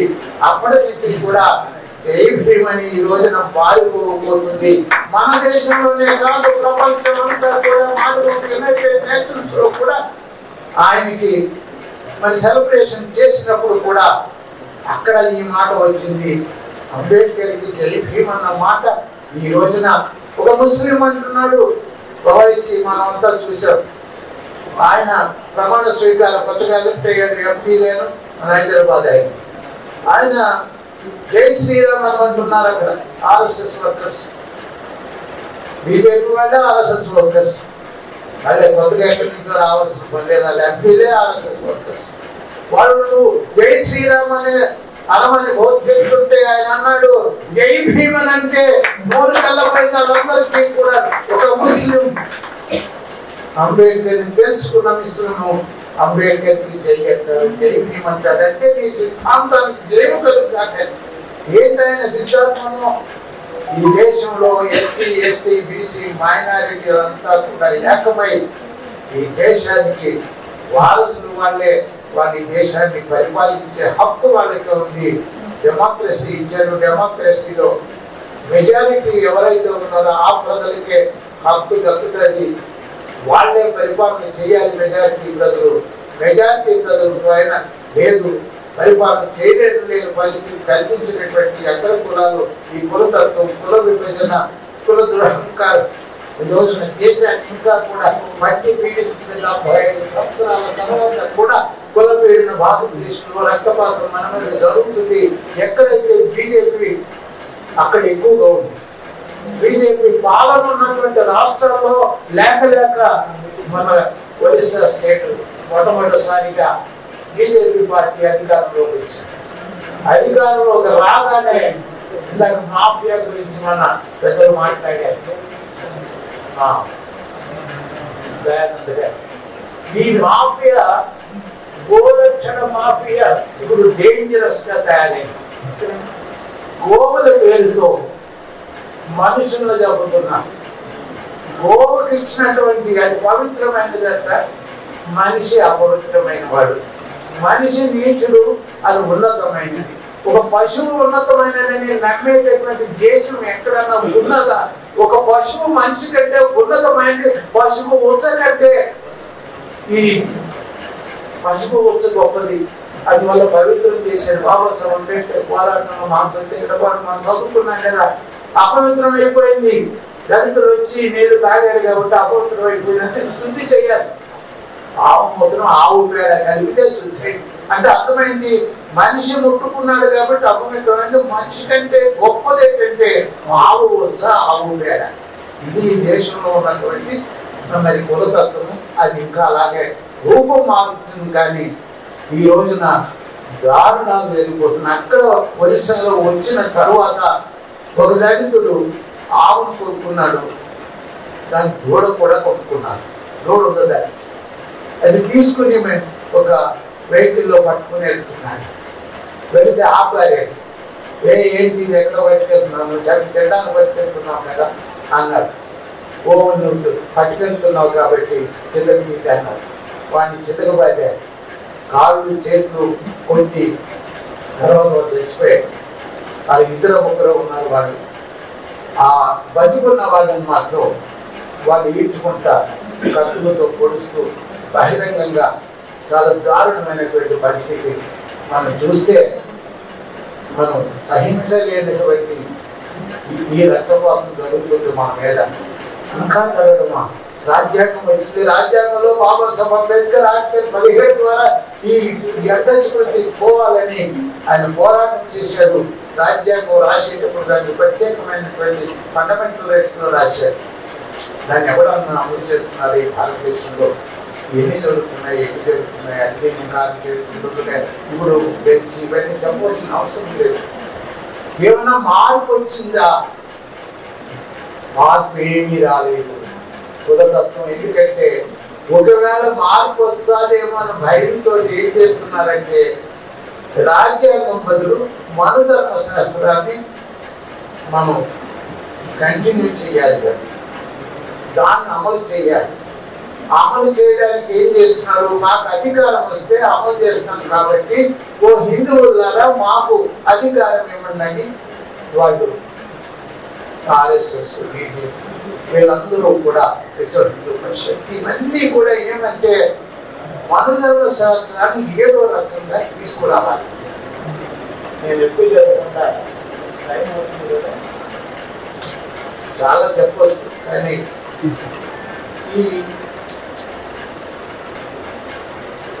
ఇది రాకుండా చేయాలి. ప్రజాస్వామ్యం ఒక మనిషికి ఒక ఓటు ఒక విలువ, ఇది అంబేద్కర్ చెప్పింది. ఒక మనిషికి ఒక ఓటు విలువ, ఒక మనిషికి ఒక ఓటు విలువ ఉంది, కానీ సామాజికంగా అసమానతలు ఉంటాయి అన్నాడు అంబేద్కర్ గారు. రాజ్యాంగాన్ని అప్రూవ్ చేసినప్పుడు కాన్స్టిట్యూంట్ అసెంబ్లీలో బాబాసాహెబ్ అంబేద్కర్ ఈ అసమానతలో సామాజిక అసమానతలు పోవాలి అంటే కుల నిర్మూలన జరగతే సామాజిక అసమానతలు పోవు. ఈ సామాజిక అసమానతలు ఉన్నంత వరకు కూడా ఈ భారతదేశంలో అణిచివేత ఉంటుంది. వీళ్ళు పైకి రావడానికి వీల్లేదు. మైనారిటీ అయిన అన్ని కులాలే పాలనలో ఉంటారని చెప్పారు. ఈ చెప్పింది ఎవరైనా అమలు చేశారా? ఈ one man one vote one value అన్న దాన్ని అంబేద్కర్ గారు ఈ వ్యత్యాసాలు ఏవైతే ఉన్నాయో సామాజిక వ్యత్యాసాలను రూపుమాపకుండా మనం ఏమి సాధించలేమని భారతదేశంలో అన్నాడు. రాజకీయంగా అధికారం రావాలంటే మరి సామాజిక అసమానతలు పోవాలని చెప్పాడు అంబేద్కర్ గారు. మరి పోతున్నాయా? వాడు దాన్ని పెంచి పోషిస్తున్నారు. అందువల్ల ఇందులో ఒక సిద్ధాంతం మనల్ని చైతన్యం తెచ్చింది.